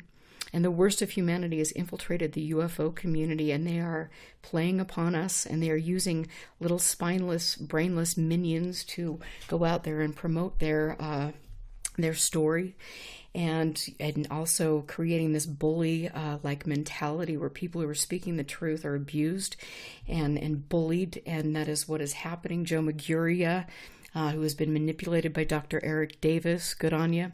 And so I just have to say, when I investigate things, when I talk to people like Michelle, and I've done a hell of a lot of work, more than anybody on this property in this area, and I see what is going on, and I see how people are being injured and hurt and abused, then it is my obligation to stand up and do the right thing.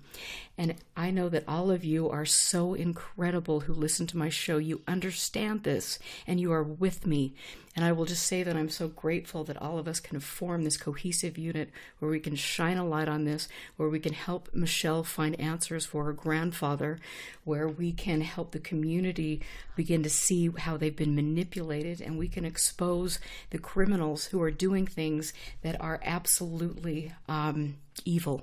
Absolutely evil. And so thank you for listening to that. Michelle, I mean, you, like I said, you and I have talked so much behind the scenes, and I've heard just how angry and upset you are about what has happened. And you are a lot like me in that regard. You want to get answers, and you're not going to let it go until you find them.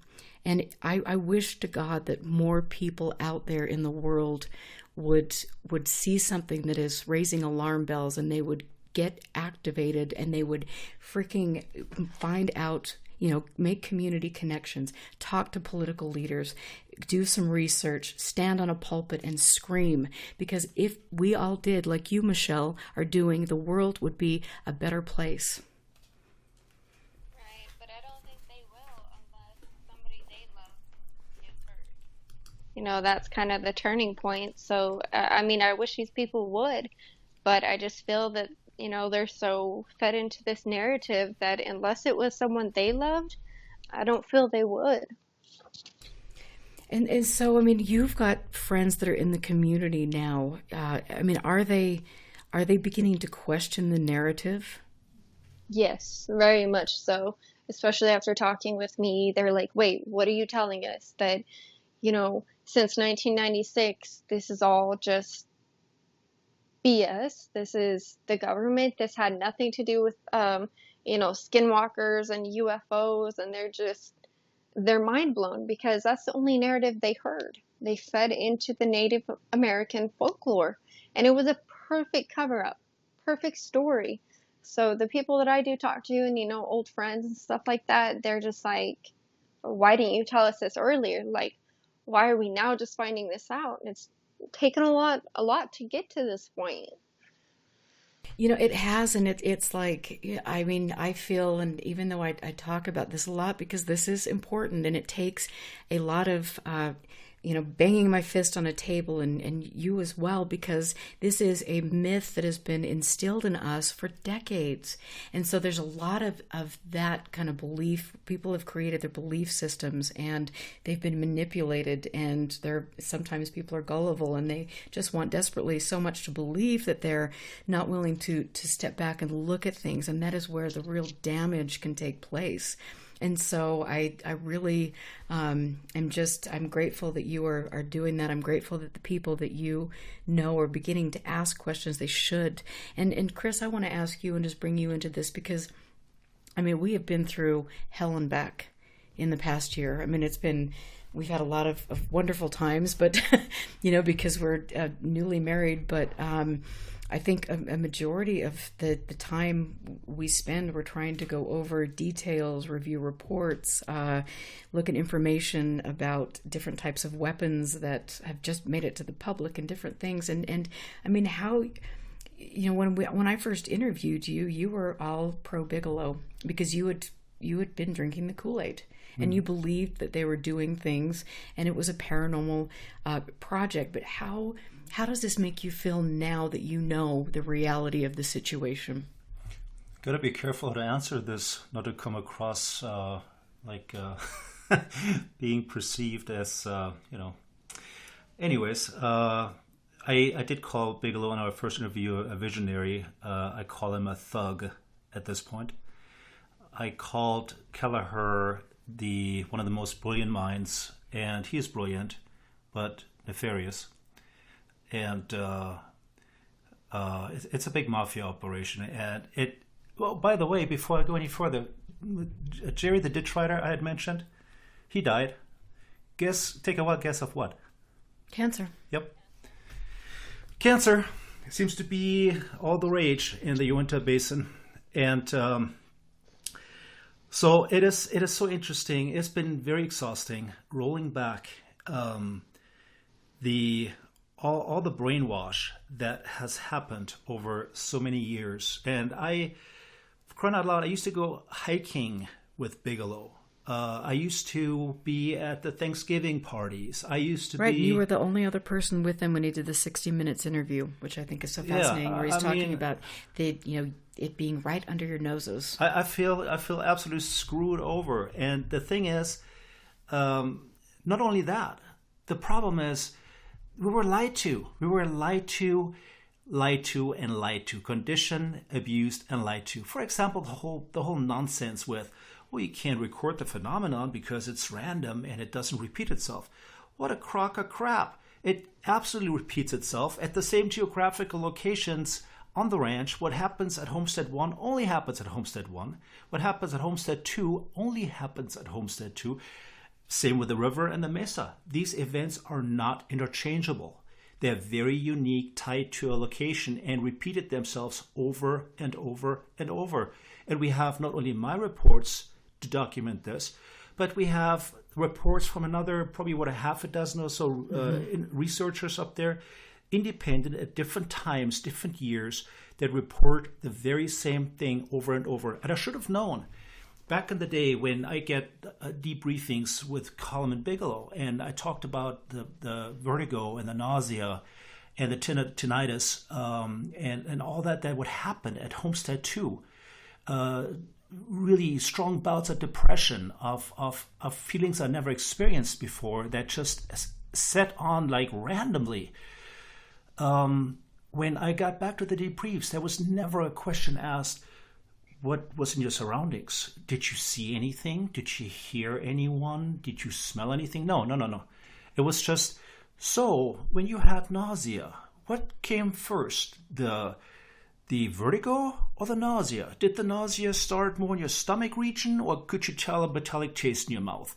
And it was like thinking, who would ask questions about... So it seemed like they knew the background, they just wanted to know how it affected the individual. That was important, not anything surrounding.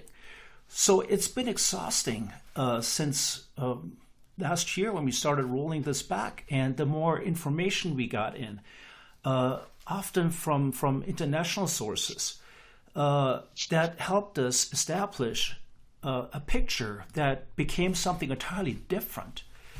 Our world has changed 180 degrees. I mean, there was a time we sat with Fugel and had spaghetti dinner, and I would never do that again. Everything has changed. It is a game of deception. It is a game of just deception. It's all I can say. It's been a ride, and I'm glad when it's done. You know, I mean, I will be glad when it's done too, because I feel like I've aged 100 years since all this started happening, and to put things like this out there and to know that this is potentially putting us in danger is something that we think about every night. And I'm glad that we're putting this information forward, because these are people that have a lot to lose in all of this. And I want to just say that it is interesting as I am looking through things and I'm looking at the abduction phenomenon, when that started. I mean, we've got the late 60s, early 70s, and then we've got people that are funding abduction research. Well, hello, Bigelow. Let's look at the MIT conference, and let's look at some of the people involved in that. They're in intelligence community, for God's sakes. And so we look at some of the questions that are being asked of people who've had experiences, and they're trusting these people who are saying, hey, you know, come do my psychological evaluation. Let me ask you all of this information and then get you into a database, and we're going to give that data to who knows. You don't need to know, but these are people that can analyze it. And I am looking at, you know, the Fund for UFO Research, and I'm looking at QFOS, and I'm looking at all these UFO organizations and the people involved, and specifically, again, I have to say, with the abduction surveys, the AMP project, and things, and I think, holy crap, this had nothing to do with looking for extraterrestrials. This is all about how can you manipulate a human being, How can you get all their information and learn to play with them? And I think this is really, really concerning. And Michelle, again, thank you so much for hanging out while Chris and I go on this little ride here. But I think this is important, and Chris has something to say. Yeah, I just want to say, hey, Michelle, one thing, I have seen the same light that your grandpa saw.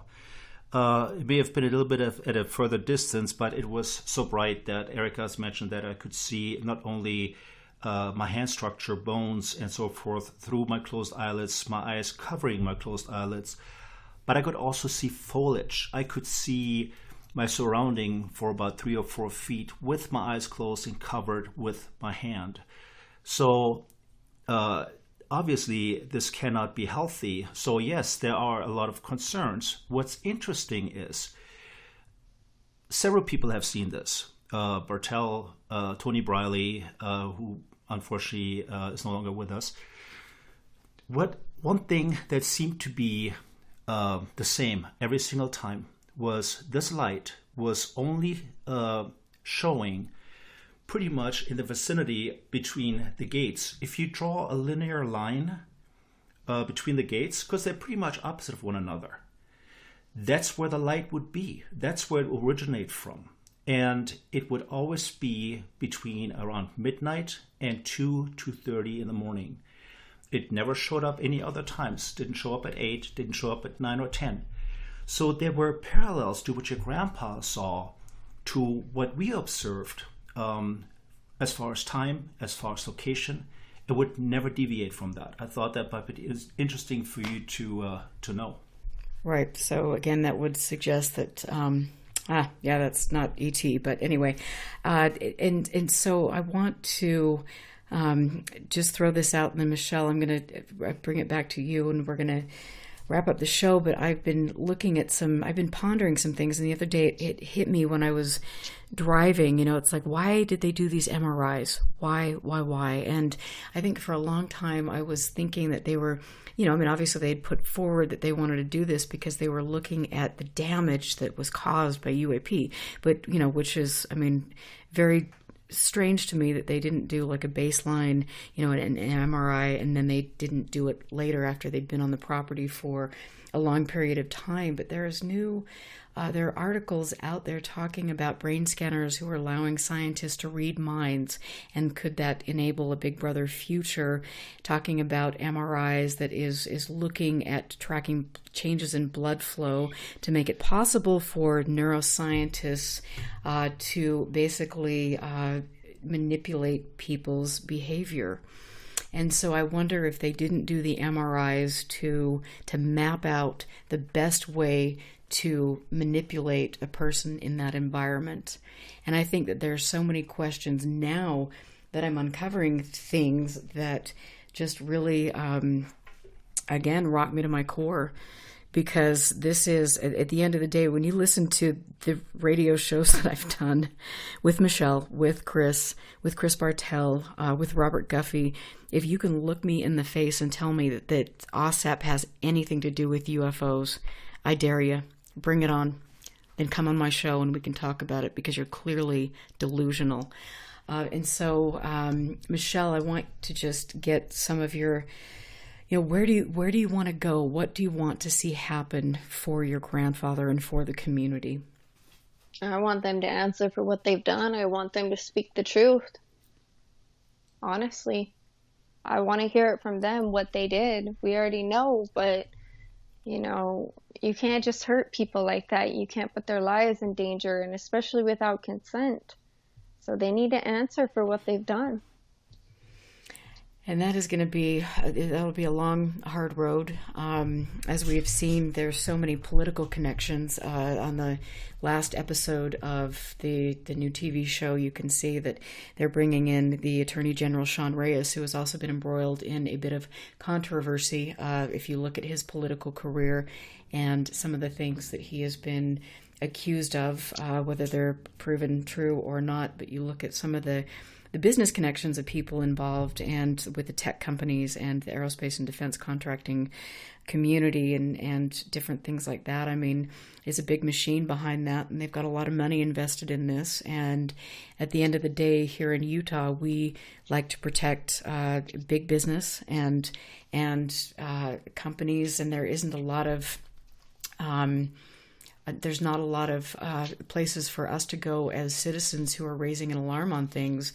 We just have to go back to the Dugway sheep incident back in 1968, where John G. Fuller actually wrote a great book on that. He wrote other books with regard to different CIA experiments that had gone awry, and also the UFO issue. And I mean, he talks about that, and they were using chemicals. A plane went off course, and thousands of sheep dropped dead in their tracks, and people had had health implications as a result of that. And it took a long, long time for the military to actually admit that that's what had happened. And so it takes a lot to hold people's feet to the fire, but we need to do this, and we need to, if we're getting wrapped up in this, this fervor of, oh my God, it's an alien, it's extraterrestrial. There's, God, we can't wait for the beginning of the second season and to see more, dead alpacas and more BS. Yeah, and it's just like, I mean, we have to be smarter than this. My God. We have to be smarter than this. This isn't about a belief system. This is about facts. This is about looking at the facts and saying, you know what, as a person who is a citizen, who cares about my community and who cares about my country and who cares about fellow human beings, then I have a responsibility to stand up when something stinks. And all of us should feel that way, especially when military veterans are the center of this and where they are potentially being experimented on without consent. When there are people living on the neighboring property that are dying of cancers, should we ask questions? Will Chris Bartell and I go down that same road? Right. Because when you get exposed to something that is so powerful that you can see foliage and bone structure, it's probably not the best thing for your cell structure.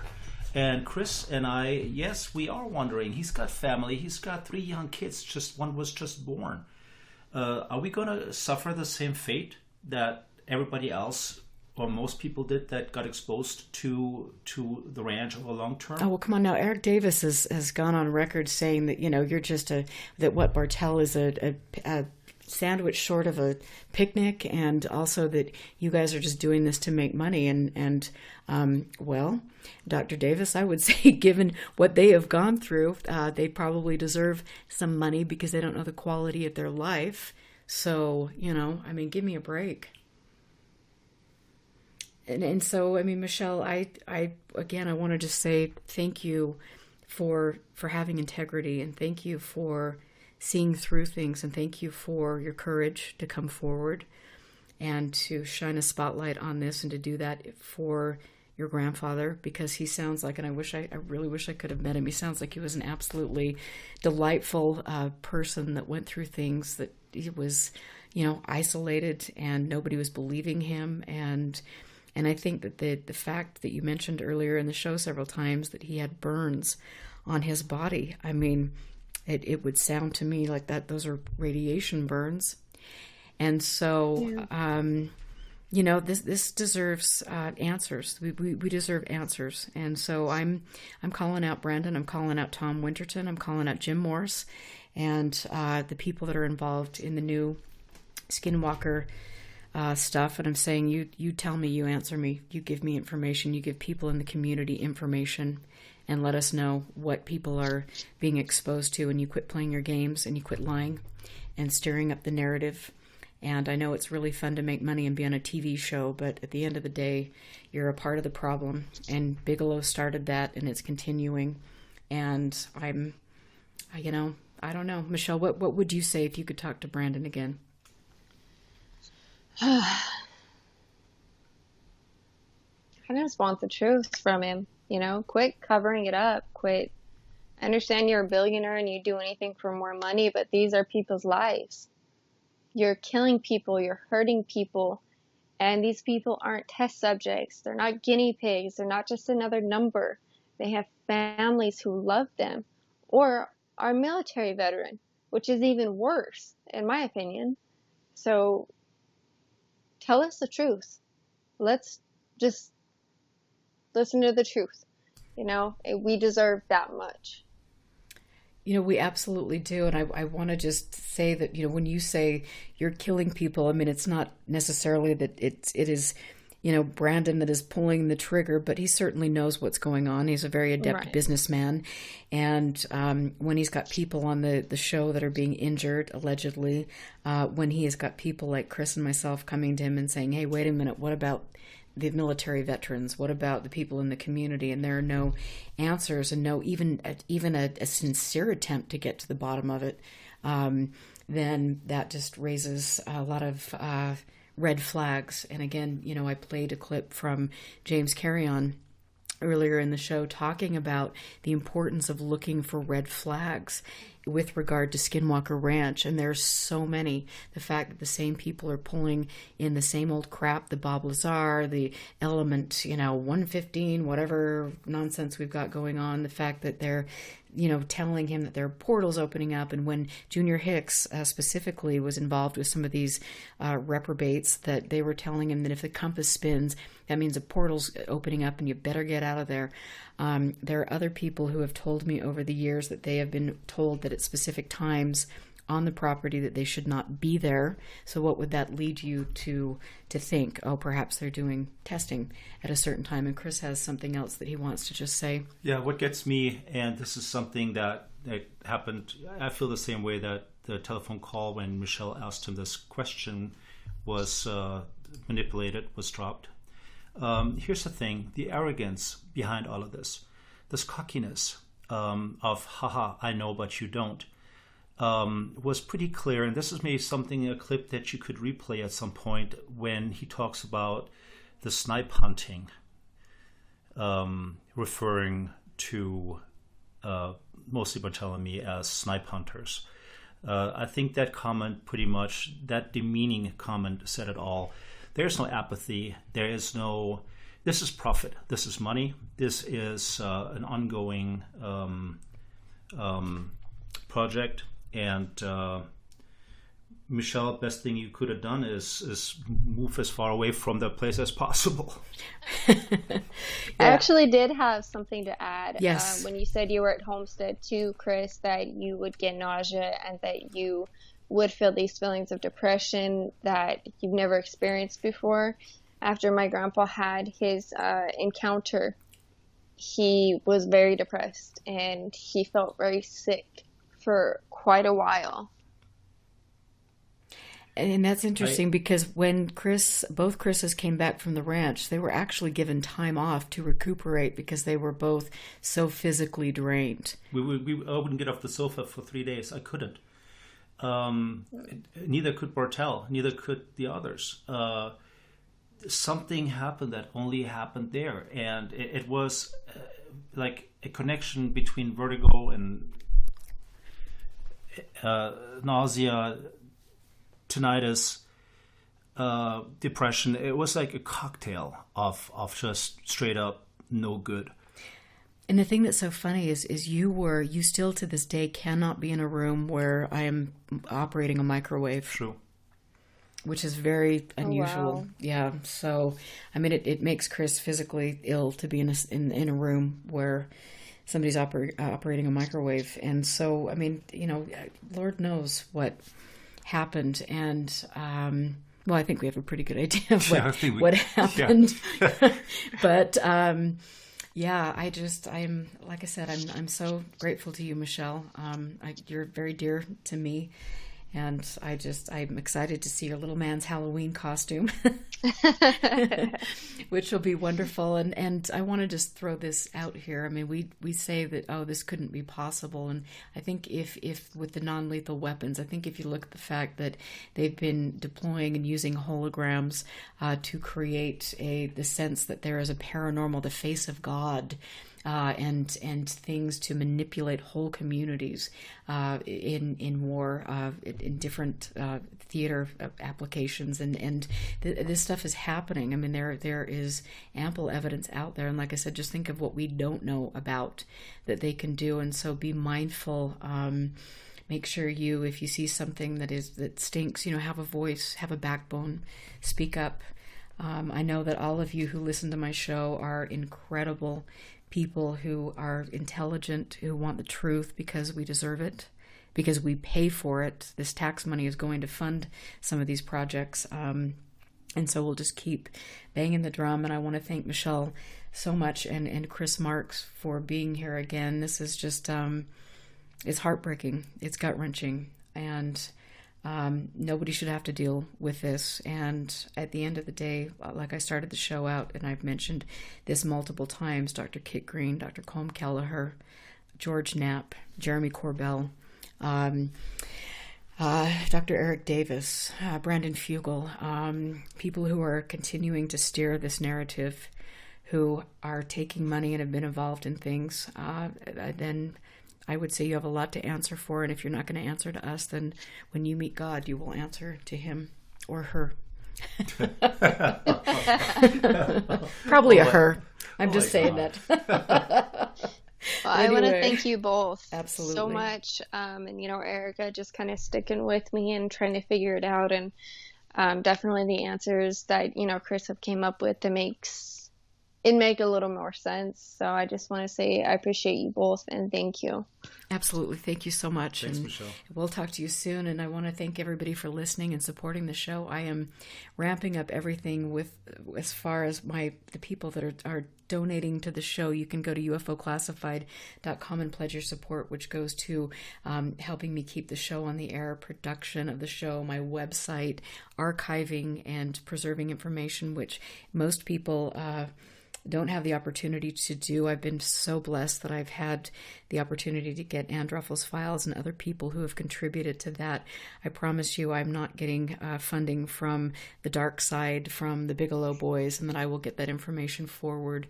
And I appreciate all of the donations because it helps keep me going. Next week, I am hopeful that I will be sitting here with Alice Druffel. She is coming to visit me. I'm so excited, and we will talk a little bit more about her mother, about her research, about really important cases that she investigated. That will be a lot of fun. And if by chance I'm not here, then that means I'm out having a good time. But either way, there will be a show, so stick around for that. And I'm going to end this show again with a little clip from James Carrion. And so here are his thoughts on things. So listen to this. I hope all of you have a good night, and thank you for supporting my show. If we look at Skinwalker and we focus on the red flags that are there, the major red flag being no paranormal activity before the Shermans. Another major red flag being this trying to tie in UFO mythology from Area 51. Those are things that you really can't just overlook those red flags. And I think this is the big problem that folks have in ufology in general, whenever they're conducting an investigation, is that because they are at heart, a lot of them believers, which taints their investigation and makes them biased, they tend to ignore these red flags. You cannot ignore these red flags. Those are there, and that they tell you a story, and that story is that this ranch is just a mundane piece of property. And there's nothing going on that's of a paranormal nature, I don't believe, or of a supernatural nature, or of a UAP. Somebody is manufacturing this mythology. All right, you guys, good night. I can't wait to see you next Friday, hopefully with Alice. Be safe, take care, and make sure you share the word about UFO Classified. Get it out there on your social media.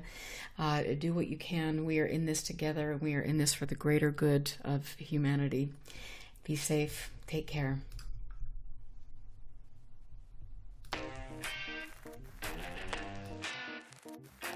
So my skeptical mind, and that's just who I am. My skeptical mind goes to, well, yeah, of course, you've got this guy over here that's logical and reasonable, and you got this guy over here that's wearing a tinfoil hat. Of course the tinfoil hat guy's going to see a lot of stuff, right? He's like imagining it, or he's watched one too many sci-fi movies. But it can be used to help us frame hypotheses for UFO propulsion, power, stealth, weaponry. Everything that we experience is very positive. Sometimes the field of ufology has a short memory span. We didn't know anything about the $22 million back then. We just kind of thought, well, this is, and I think that was the reason why they were looking for military-type people, because in the military, you work with whatever you got, no matter what the situation is, and you just kind of adapt and overcome.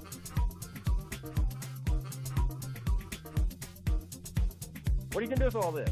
You can't even take care of your own files and get them put into the current system, but yet you want to go collect other people's things. So where are you going to go with this? Who are you giving all this to? It just really struck me about how the common thread seemed to be deception, but deception of a human nature. So that's what I started thinking, who would these folks be? I mean, then I started thinking about the intelligence agencies, what role they could play, and what would be their motivations for getting involved in ufology.